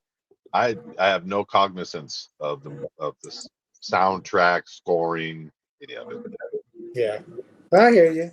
I mean, it's something that we like to go over, but it's understood that if it doesn't resonate with you or something that loses you, that's not necessarily a knock on it, right? No, it's not a knock on this movie. I'm not saying that that's something Uh-huh. that they dropped the ball on. Yeah, It's just not like Braveheart or something, right. Right. There's no It's not. memorable themes, but if it doesn't take you out of the film, if it accentuates the action going on in the film, because I always say, if you remember the music, there's only two reasons. It was really fucking good. Oh, it was really fucking bad. The music of movies is basically lettering of comic books. If you notice it, it's because it's so good, and if you notice it, it's because it's Batman Year 2. Like it's like that's I was literally going to make that point. I'm glad you made it. This is why Joe and I are friends. As far as sound design, though, I remember the sound of those feet getting smashed. Yeah, for sure. And I remember the sound of that shotgun blast killing the poor old sheriff, and the doom that I felt right afterwards. Yeah, that was crazy. All right, themes, guys. We like to break down these movies just a little bit further. We like to peel back the layers. We know that these movies sometimes have a message, or sometimes they resonate with something with you personally. So, Joe, what is this movie trying to say, or what is it saying to you? So for me, there's I guess the two big things, and it's saying a lot of things, but obviously on the surface, it's it's a critique, an examination on fandom, yes, and all of that, like that's clearly there. You don't really have to read into it. I think under it, and I say this because we know, we know Rob Reiner's views on things, how he looked at the world, his political leanings and all that. So I think something he was trying to say in this movie, which it makes it like that much more devastating to watch after when it happened, but he's critiquing the mental health system. This shouldn't be happening. She was literally working in healthcare, right, and they couldn't help her. She is very clearly mentally unwell, and by helping her, I'm not saying, oh, you just let someone do what they want. I'm saying she should have been institutionalized. She should have been a lot of this would have been avoided, but it's very clear she was disturbed. People knew she was disturbed, and no one knew, like the system we have and all this didn't know what to do with her, because these were public things. This was in the paper, and she's just living her life, and they know that something's up, but we have a system that doesn't help the people that really need it, not just for themselves, but for the benefit of society. And then we're such a reactive society that instead of trying to stop these things from happening, we let tragedies happen, like the tragedy that happens in this book. The world and the system, the way we handle mental health, the way we handle healthcare and all that in the system should have ended with she was getting the help she needs, and James Caan was not, in the position he was in. So I think that's, part of what the movie's saying as well. Oh yeah, Joe. Oh yeah. Greg, what is this movie trying to say, or what is it saying to you? I mean, I'm gonna go with the obvious that that Joe alluded to at the beginning. Like, I think it's. I mean, it is. This is Stephen King getting his ghosts out of having to deal with fans that are over obsessive. That, you know, in this time and age, like YouTube and, you know, the internet wasn't a thing, but it's, you know, I'm sure like the fan letters or the meetings at the cons of like, hey, this, why did you do this to this character? This is the heroes in crisis, you know, now of our, you know, comics. This is the, why did you do this to this character? And I think just so often that like we're so quick, we so often as fans, we build up what we imagine the story to be, or what we want it to be, of like, you know, we go into a movie like, this is what I hope it is, and when it isn't, we dictate whether it's good or bad because of what we pictured it to be, rather than to look at it from what the creator, who is put years and years and time into it, to say. Doesn't have to mean it's going to be good, but Right. so often to critique it because it doesn't line up with what we envision. And I think that that's a parallel that we see in 1990 with, you know, Kathy Bates' character is like, oh, you can't kill this character. This is who this character means to me. And so often we get so wrapped up in things out of what does it mean to me, that we think it's all about us, when there's billions of other fans that like it speaks to each other in different ways. Like there's so many different variations of who Batman is, right? Like you could throw anybody in a room, they'll say Batman is, he's campy, he's goofy like Adam West in 1966. Right. You could say he's grim and dark like, you know, 89 Batman. You can say, well, no, he's more kind of in the middle with Val Kilmer. You're like, it's more grounded, and that's why almost Batman works so well, because he can be whoever you want it to be. And I just think we as fandoms can get so caught up in what we want the characters that we've fallen in love with, because we're invested. We put money, we put time and energy into it. I'm not knocking that, but I think like when the creators have a different vision than what we want, we are so quick to just be like, this is crap, because it's not what I envisioned. And quite frankly, I'm not the one writing the comic, so like, I say comic, but it's a movie, but it's a book here, right? And so I just think it's just a time to just say, hey man, like let's take a break sometimes, touch some grass, look at what you're like what, like, are we that devastated of what happens to a fictional character that we're going to make death threats, we're going to break someone's ankles with a hammer because of that? And I think so often in times, especially in this day and age, so like for it to come out in 1990, like, and all the stuff they're dealing with, it's going to be a completely different story now with the internet and how quick like every single person who looks like me with a beard has a podcast, right? have an opinion on things, like, so and shout out to all my bearded people that look like me on this channel. So like, we all have podcasts, right? Like it just is like, we're so quick to say like, well, this is how I would do it. And I think like Stephen King's just saying like, y'all go too far sometimes. Yeah, exactly. Yeah. Great point. I reread that this last 2 days, and I was shaking my fist at John Costanza the whole time I read it. Were you able to read it with the lettering? I had to like sometimes the narration parts, you just had to skip it. Absolutely right about that. I was like, oh, I can't believe you mentioned it, because I was like, I just read that again. This is what happens when you have friends who are letterers. You know, this is. Okay, what do you think? Yeah, I think it's what he's talking about. I can give you some examples of this. Like, it's okay to be a fan. It's okay to be a super fan. But where's the line at? Well, actually, the line is actually probably kidnapping your favorite writer than breaking his ankles. We have this. Our country and the world has this kind of obsession. Like, look at how obsessed we had Mark David Chapman, obsessed with John Lennon, and he shot and killed him. Right. Remember the My Sister Sam show?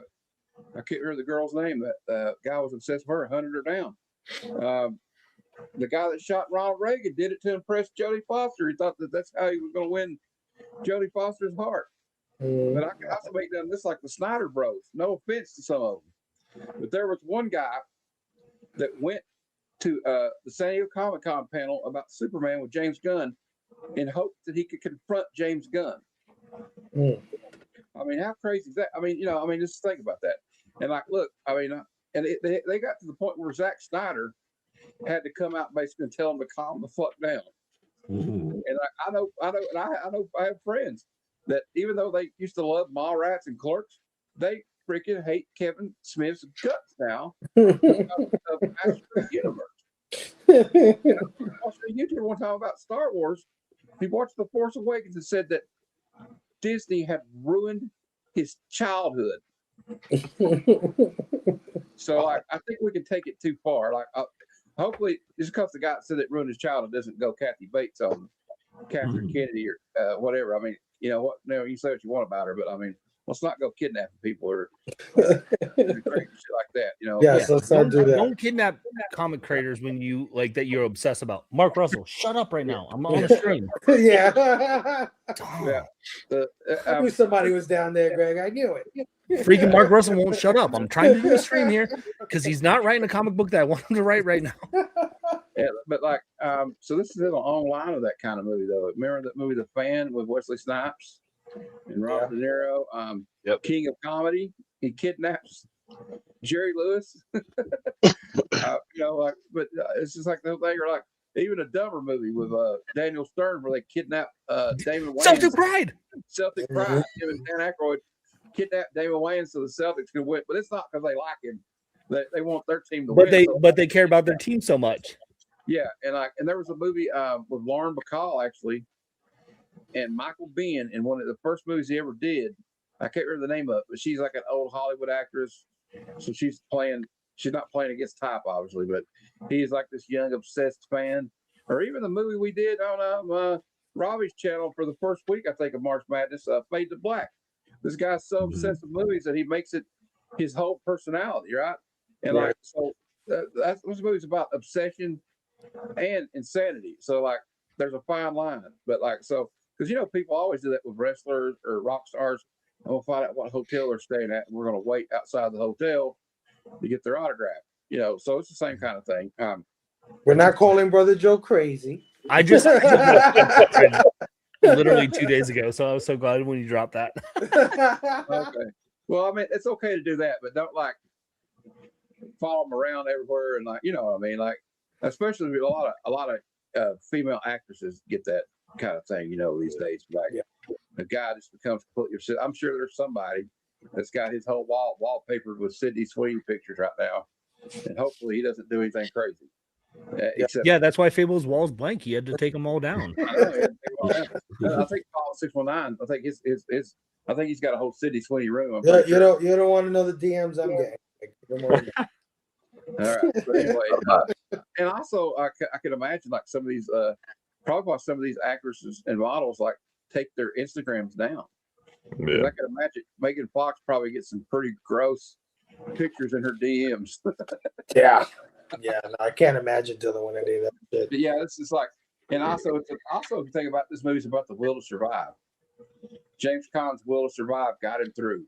Sometimes that survival instinct kicks in, and you go into emergency mode. And he was trying to fight. Like a lot of people might have gave up, but no, he didn't. So also in that regard, it kind of reminds me of that movie, The Edge. Remember the movie The Edge, where Alec Baldwin and Anthony Hopkins are fighting off that bear, a grizzly bear. So like it's a lot to do with the will to live too, if you think about it. Yeah. James Caan's like, definitely. I'm going to try to survive this any way I can, and he did what he could, and he turned out all right for him. Thanks to a little assist from a typewriter that probably weighed 1 million pounds. And that doorstop, the pig doorstop. No, that was great when he stuffed that paper in her mouth. It was like, here you go, thick, twisted fuck. It was kind of ironic that he killed her with the pig doorstop, because remember the pig's name was Misery. Yeah. And So you notice the pig was halfway through the movie's going. So she killed that fucking pig, right? Jake, what is this movie trying to say? What is it? Yeah, I mean, obviously, like there's a big part of it with toxic fandom. Yeah. And you know, I mean, it goes for anybody, really, right? Like the ability to hop on and comment something with no accountability is really easy for people to bash and hate and do whatever the fuck they want to do. Versus like at least in the past they had to write a letter or something, you know what I mean, and like send it to the author or Yeah. you know find where they may be doing a signing or something. But you know, I'm not going to touch too much on that since it already has been. But I think like part of that comes with you know what he said at the very end. I think you know part of this is the creative process as suffering, right? You know, even at the very end, you know, he mentioned like I think it helped me, you know, almost to a point of like it, you know, it made me a better writer almost because you do see like when he's writing what she wants, uh, I think he gets annoyed with it at the beginning, but then you see him kind of get into a groove, right? You know what I mean? Where like the pressure is there and it's uh spurring him on to make you know the divine work, the best work he's ever made. Yeah. You know, I think it really touches it. It plays into the whole toxic fandom, especially with like what audiences expectations are.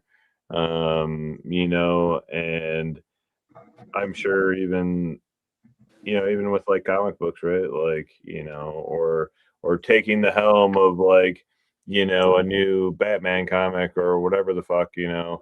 I don't read any of them, but like taking the helm of something that everybody, yeah, that everybody knows. Greg's reading them. Sorry, I called you Eric earlier. I think, but It's fine. Eric's also a bald man who streams with Yeah. Johnny a lot. So like Eric's over it's here. fine. Like there's no worries. But yeah, right. Like, and having, because you know, there's just assholes out there that are gonna eat you alive, and it doesn't matter whatever the fuck you write, they're just gonna tear you apart. Anyways, it could be fucking awesome, and there's just miserable people out there, right? Misery. Yeah. You know what I mean? Misery loves company. Yeah, I was ready for that one.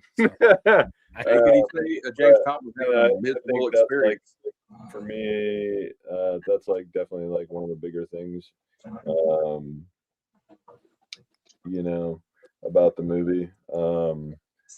Somebody mentioned the paper thing earlier too, and is like, you know, trying to placate her, but then like he takes it too far almost, and she's like, I got you the best fucking paper and you want something else. You know what I mean? It really pissed her off, you know?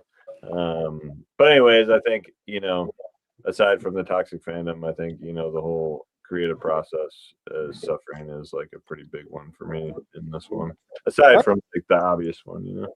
No, that's great points, Jake. Absolutely. Big Jeff, what is this movie trying to say? What is it saying to you?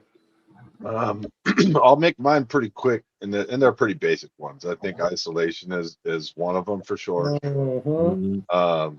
Obsession is Yeah. obviously all throughout, because through Kathy Bates' character, and control. Yeah, So control for sure. she's like, she's so obsessed with the Misery character, she wants to control her fate through Paul, and now she's got Paul, you know. And even though she's playing this little you know, whack job game in her head that he's the one doing it, and then she's talking about how she could just say, you can do it, and then under my pen name, or I forgot how that part worked, but like she was gonna try and take credit for it or something like that. You know, all those things intermingling. So yeah, obsession, control, and overall, I think it was just Stephen King and Rob Reiner, and them all trying to warn them not to make the Star Wars. Star Wars. That's what it was. I love it, Jeff. You're getting good, Jeff. You're getting good. I'm feeling it. I'm feeling it. Yeah. Listen, I kind of struggled for a theme with this one, so I wanted to pass it to all you guys, so maybe you can spur some ideas in me. And one did come to my mind, and it's really building on what really all of you said. Joe, Greg, Matt said something about fan expectation, right? Mhm. But I think it's the reverse. I think it's expectations of yourself, right? I think Stephen King, and especially after watching a few of his movies this past 2 months, he writes these movies about these writers, right? The Dark Half. We just saw The Dark Half. And it's the same thing. It's a writer that wants to write this personal novel, something that means something to them, but they can't escape this series that has taken off, but in their mind, it's sort of trashy, right? It's like something that they're not very proud of, even though it's made them rich, even though it's very popular. They don't feel like it's the kind of shit that they should be writing because of their talent level. And I think Stephen King has a lot is saying a lot of that shit about himself in a lot of ways. I think because he pumps out story after story after story, and you could imagine that he's the kind of guy where his publisher is probably like, "Oh, Stephen, just write one of those fucking, possessed dog movies or something." No, Stephen, you know it's gonna sell. Just give me another one. Give me another It, Stephen. You know what I mean? And he's like, "No, I want to write." Fucking, I don't know, the Great Gatsby. I don't know, whatever the Yeah. hell. I want a Tale of Two Cities. Where's my Tale of Two Cities? To the point where they do these what do you call it? Where they a pen name where they use a different Yeah. where they Or do pen shit name. like that. And a lot of his movies are like that, man. It's this writer that is either stuck in a rut or wants to do something bigger than what they're doing, and they go through this grand experience. That's hilarious because I was going to say that too. Like, this is why people had pseudonyms. Yeah. Samuel Clements. Yeah. So I would say Did it's he like, write this with the cinnamon? Like with this? I know he did with Running Man. yeah, Bachman. I Was think. this Bachman a Misery Richard too? No, Bachman, I think. It was Steve. It was King. Okay, because I know he did with Running Man, so I was curious. But yeah, I because Dark Half wasn't too far after this either, and that book wasn't written too far before the movie was made of it. He was going through this period where he was really exploring that side of himself, where it's like, what's the expectations of me versus what I want to do, and what is it going to take for me to get to that place, right? Think about that. Yeah, like a lot of his movies are about writers' name and like Secret Window. Yeah. There was another one, The Shining. Yeah, and then yeah, he's a writer. Yeah, absolutely. The one with John Cusack too, where he's in that haunted room. That was a Stephen King book, wasn't it? Yeah, I think so. 1609 or something 13, like that. Yeah, 1409, I think. Yep. But yeah, so whereas people would say the expectations of fans, I think that plays into it, but it's really like the expectations upon themselves, right? The level of writer they feel they can be, but it's this hurdle to get there because of the fandom, because of the people, right? Their expectations. So yeah, that's what I got out of it. You guys knocked it out of the park as usual. Let's put a button on this thing. Let's give this thing a score and get the hell up out of here. Joe, out of 5 backwards, what are you giving Misery? Yeah, I mean, I was thinking about it, and like, I think I have to just give it a 5. Like, there's nothing about the movie where I think anything added or subtracted would make it any better. The performances are spot on. It does what I want movies to do. I think the movie accomplishes its goal. It's very clear. It's It doesn't treat the audience like it doesn't condescend to the viewer. Right. It has a satisfying conclusion, but it's still eerie.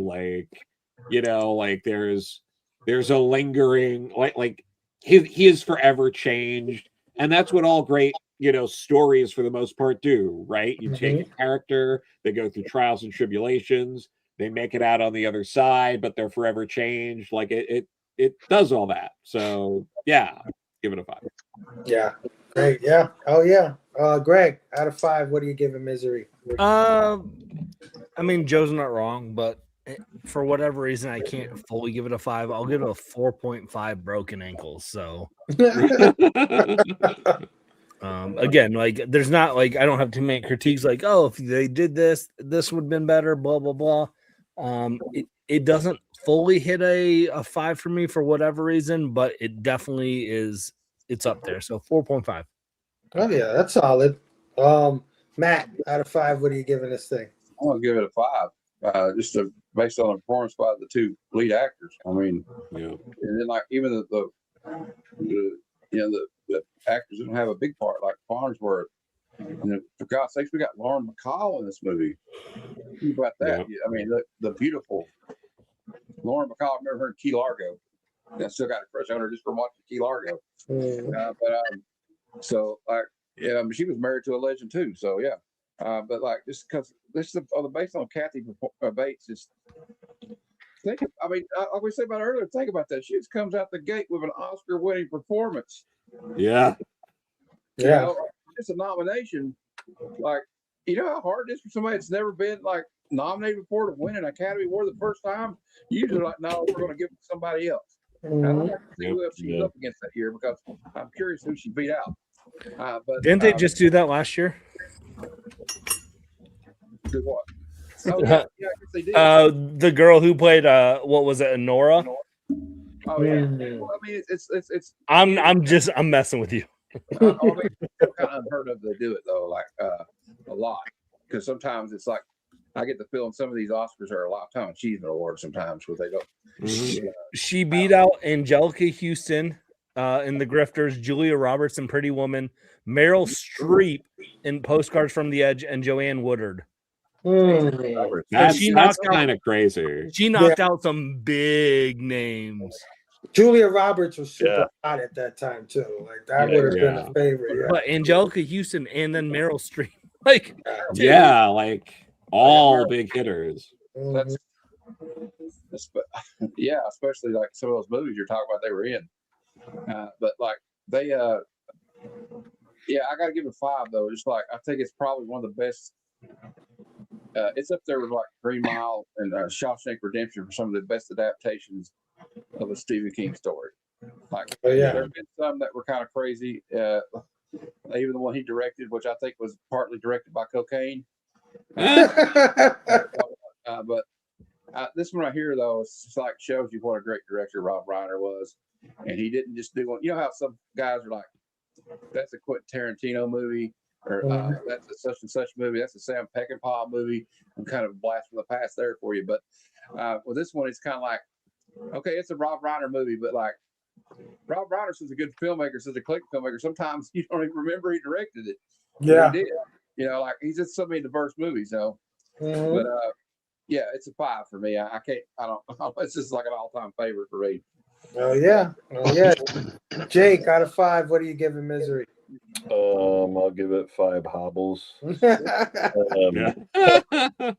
of like Joe. I mean, overall, I kind of really, it was just, a really great watch. I'm glad I watched it again today. And there's really I want to be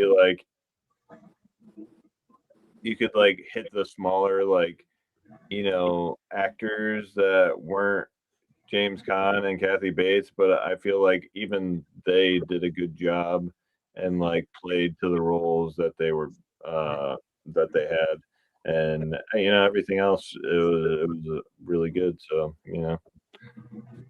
Oh yeah, Big Jeff, what are you giving Misery? Man, I'm torn on this because I absolutely love it. Wait, before you go any Yeah. further, you can like other fives more than some fives. Okay, just say. Yeah. It's okay. They can still both You know be fives, but you can like this five better than that. I'm gonna five. go. Don't I'm try gonna go and with don't try and pad the stats, Phable. Let Jeff have his time to shine. Yeah. Give Jeff his moment. I'm Come gonna on, go. I'm gonna Jeff, you go don't with. have to like this one more. Where's my I'm sledgehammer? going with my man Bobby D in the comments. I'm gonna give it a 4.69. Hey, And the only reason being that I don't give it a 5 is that there's other films that I hold above it.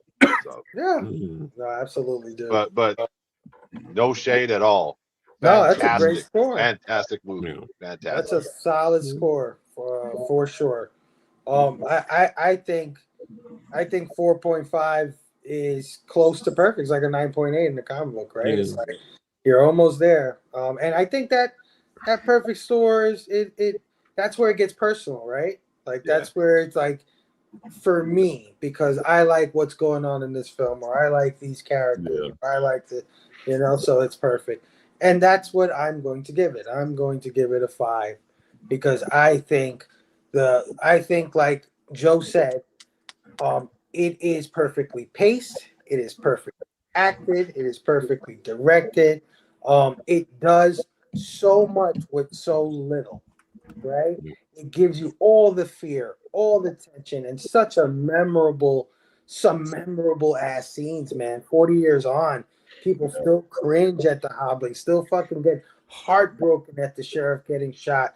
I think it is a top 5 Stephen King adaptation, which isn't totally hard to do, right? Some of the movies There's been a are. lot of great ones. So like, But there are great ones. There are a lot of great ones. You're right. And the fact that Rob Reiner gave us 2 in my personal list out of the top 5, it is saying a lot. I go back to when we were watching Devil's Rejects, right? And I enjoyed that film for what it was, right? It's a wild ride, it's crazy or whatever. But this movie, to me, is scarier than that movie. Without any blood, without any guts, without any saying fuck 1,000 times, right? They don't even curse in this fucking movie. And it's still Kathy Bates will break you if you do. cock-a-doodle. I warned you, Phable. She's coming for you. You go ahead and curse Mr. Man and see what happens. Here's the first thing he typed though before he started writing for. He typed out fuck. Yeah. I mean, there was, and so yeah, I'm gonna give it out the window.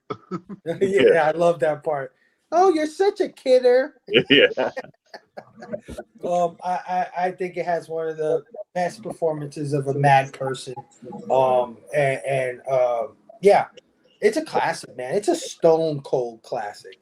This is definitely a 5. I would recommend it to anybody. Doesn't matter what kind of movies you like. Watch Misery. It's a good time, man. Get some popcorn. Watch it with somebody who's never seen it before, so you can see their face when that fucking ankle twists. That's what I did with Oh, my wife. yeah. I didn't let her watch the trailer. I didn't tell her anything about it. I just said we're watching this movie. It's a Rob Reiner, and we literally just watched like Harry Met Sally and like The Story of Us with Bruce Willis. So like she's thinking like rom-coms, and I was like, oh shit! like, Yeah, I can't. I have 2 little boys. Devious. I can't wait to show the Misery one day. Yeah. I can't wait till they sit there and be real like, quick, just because we've talked so much about Oscar movies and stuff during this time frame, this is wild. Do you know who won Best Picture? what? Dancing with the Wolves, and Kevin Costner was nominated for Best Actor. He didn't win, but he won it for Best Director. That probably does not happen very often, that you have a Best Actor, Best Director is the same person. No, for And he sure. wins one of those awards. Like, that's crazy. Yeah, I like that movie too. yeah. There's a lot of movies when I go over those old Academy Awards from the 80s and 90s that they've won for things, but they do not stand the test of time because nobody fucking talks about them ever. Are you right? saying It's like- Dances with Wolves doesn't stand the test of time? No, but there was No, one you that- heard it here first. Fable said. I mean, I Does haven't it? watched it for a while, so I don't Does know. it though, Greg? I don't know. I Does haven't it watched it really? for a while. I think it does. Dances with And Wolves nobody- Yeah, is that's a great Well, movie. Ben Kingsley art, was man. It's art. Ben Kingsley won Best Actor for Gandhi. Nobody ever talks about that performance anymore. Yeah, no, but there was Yeah.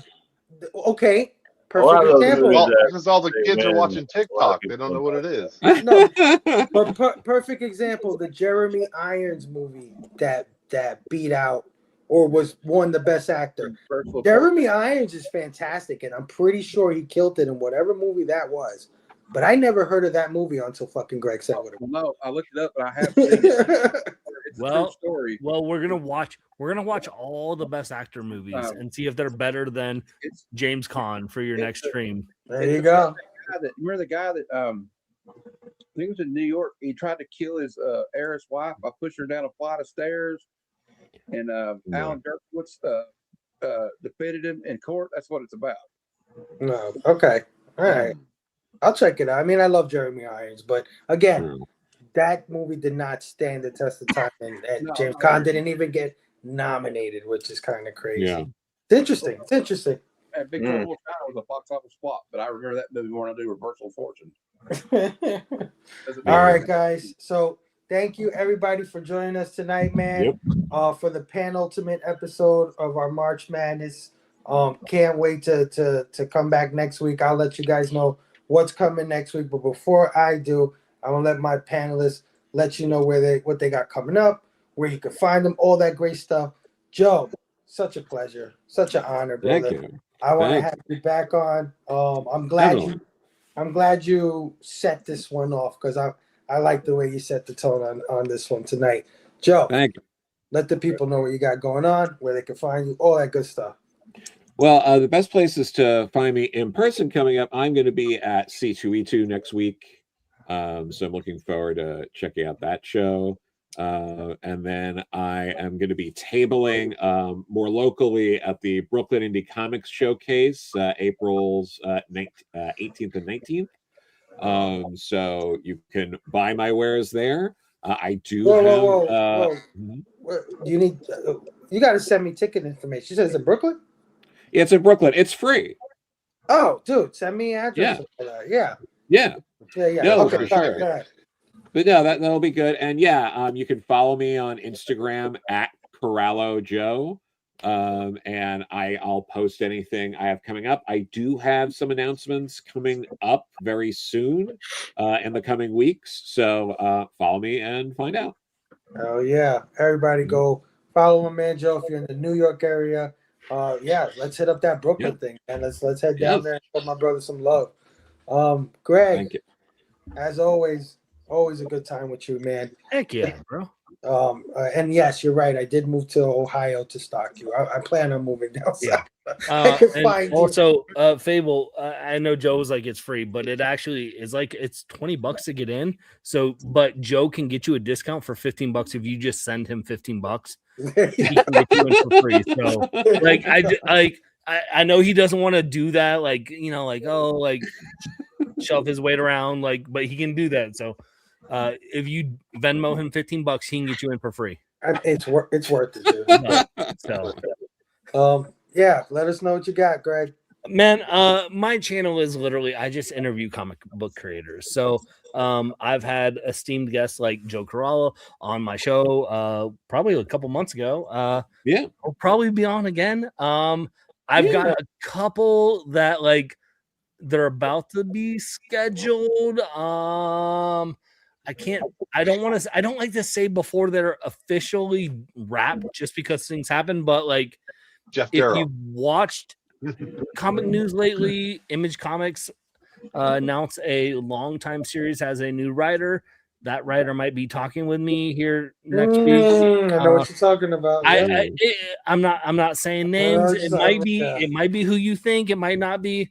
There's also some creators who are at here's one. If you're in the deep cut, if you're in the station crew, Robbie was drinking with a said creator of Pop Culture Philosophers that is going to be on my show that I have not had on the show yet. So if you're in the know, you're in the know. But I do creator interviews every Monday. I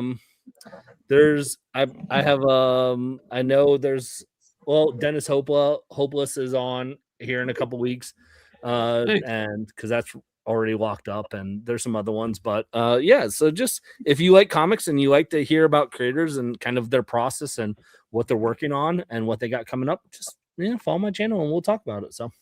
Oh yeah, everybody give my brother Greg a sub. His channel is so worth it. If you love comic books, he has interviewed so many creators. It's insane, man. Go catch up. Go watch the old replays, man. Great stuff. Greg, thanks again for hanging out, man. Love having you. Big Matt, my March Madness brother, coming through tonight. I have loved doing this with you, brother. I'm so glad you joined us for March Madness this year. Yeah, I hope I get to do the Action Fest. I've already got some thoughts on that. Yeah, let's go. So, well, I got coming up. I don't have an interview show this week, but if you want to watch the replay, I like to interview other YouTubers with channels. And I interviewed a nice guy named Randy. Got a channel called Swarm of Comics. Cool He's dude. also a heavy Very metal cool musician. dude. A really nice guy, and he's got a pretty cool collection. And so we had a good conversation about music and comics. And so check it out. Me and Jeff got a video. We got to crack the whip and record it sometime today. Yes, we do. But reviewing G.I. Joe issue 14, the first appearance of Destro. Nice. The whole series is we're reviewing G.I. Joe issues 1 to 155 through the Marvel run. Okay. Yo, Joe. And then we'll probably do special missions at some point because they're pretty cool too. And I do other reviews, so we're gonna. I don't think me and John's Comics and Friends are working on something, but that's not happened yet. But I think I'm going to review. Actually, I've been reading the Batman Year 2 because I wanted to do a review of that again because even though it's great art, but like some of that lettering is pretty bad. Anyway, then Wednesday, March Madness will continue for me on Wednesday, and we're reviewing a newer movie. We're going to be reviewing The Substance with Demi Moore and Margaret Qualley. Talk about Oscar movies that freaking mess with your mind. That was so freaking trippy. Now I can't wait to watch it. Me and Jeff are going to watch it. I don't know. Maybe me and Phable will have to watch it here soon.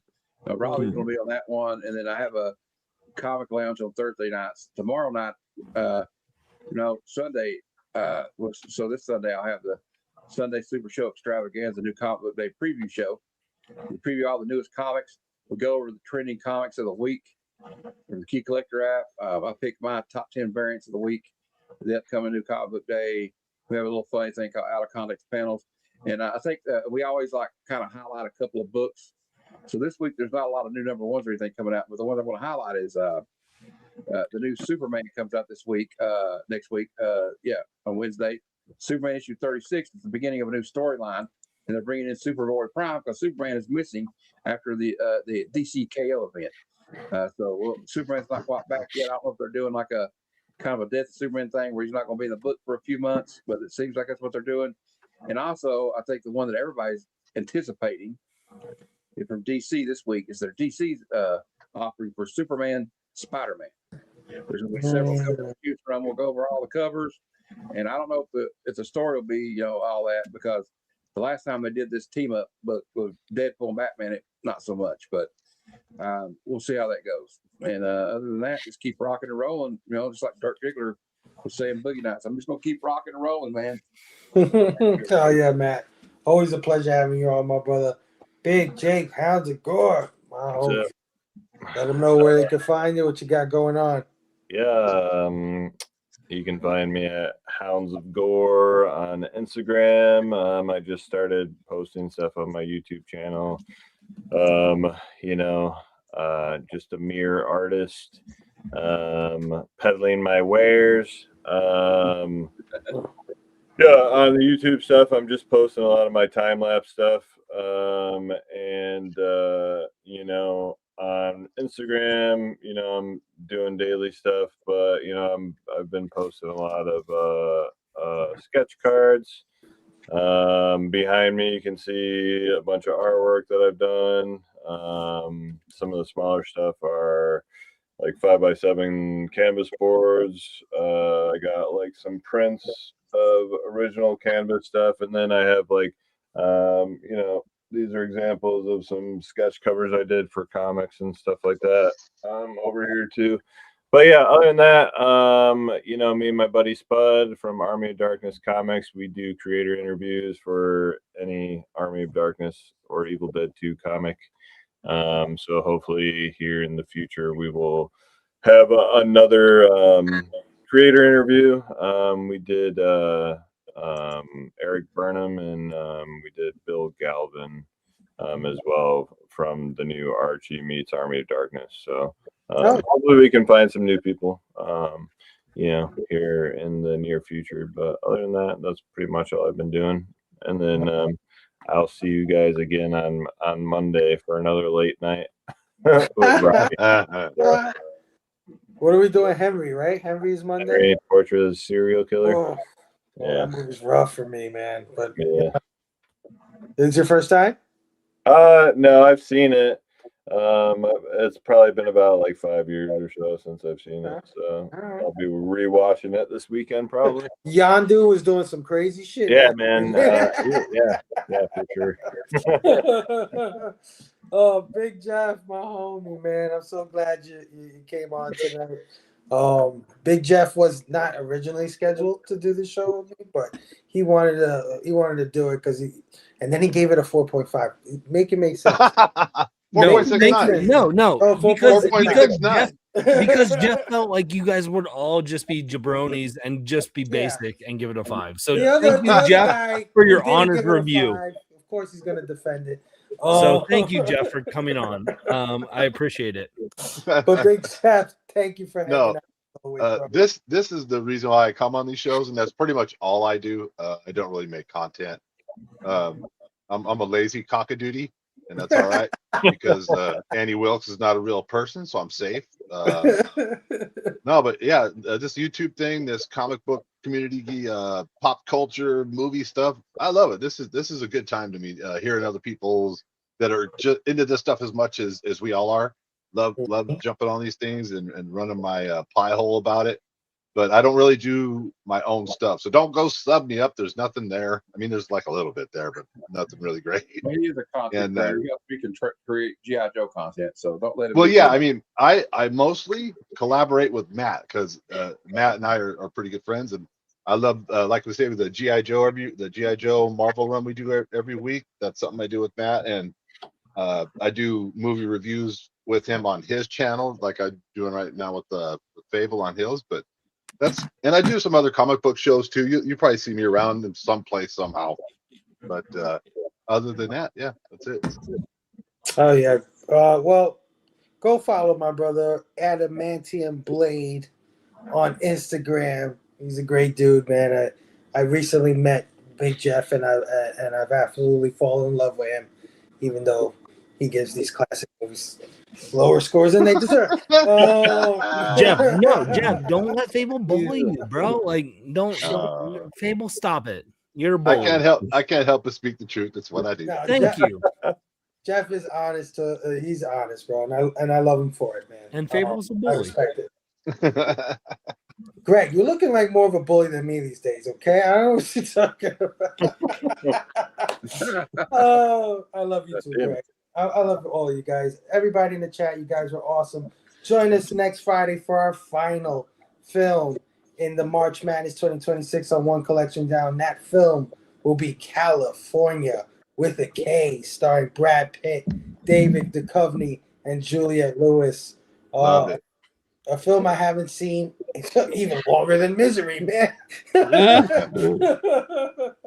All I remember is Brad Pitt being fucking totally hot, Juliette Lewis being hot, and David Duchovny being hot in the movie, and literally and figuratively. Can't wait to dive into that. Another great role from Brad Pitt that I think is a little undersung, right? Everybody gives him the 12 Monkeys. You were great.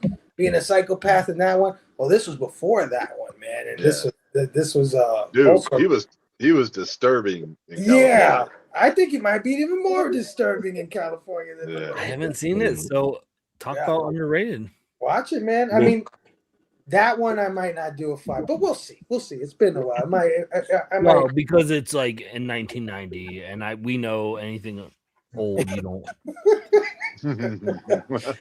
Oh man, yeah, and of course, join us Monday for Henry Portrait of a Serial Killer on Pop Culture Philosophers for his movie, which is not his last one. His last one will actually be the Psycho franchise review the following Monday, but this is his penultimate, and of course, The Substance over on Heroes for Hire Comic Club. That's his final movie in March Madness. This has been a lot of fun, guys. Can't wait to do it again next Friday. Everyone have a great night. Love you. Get some rest. Have a great weekend.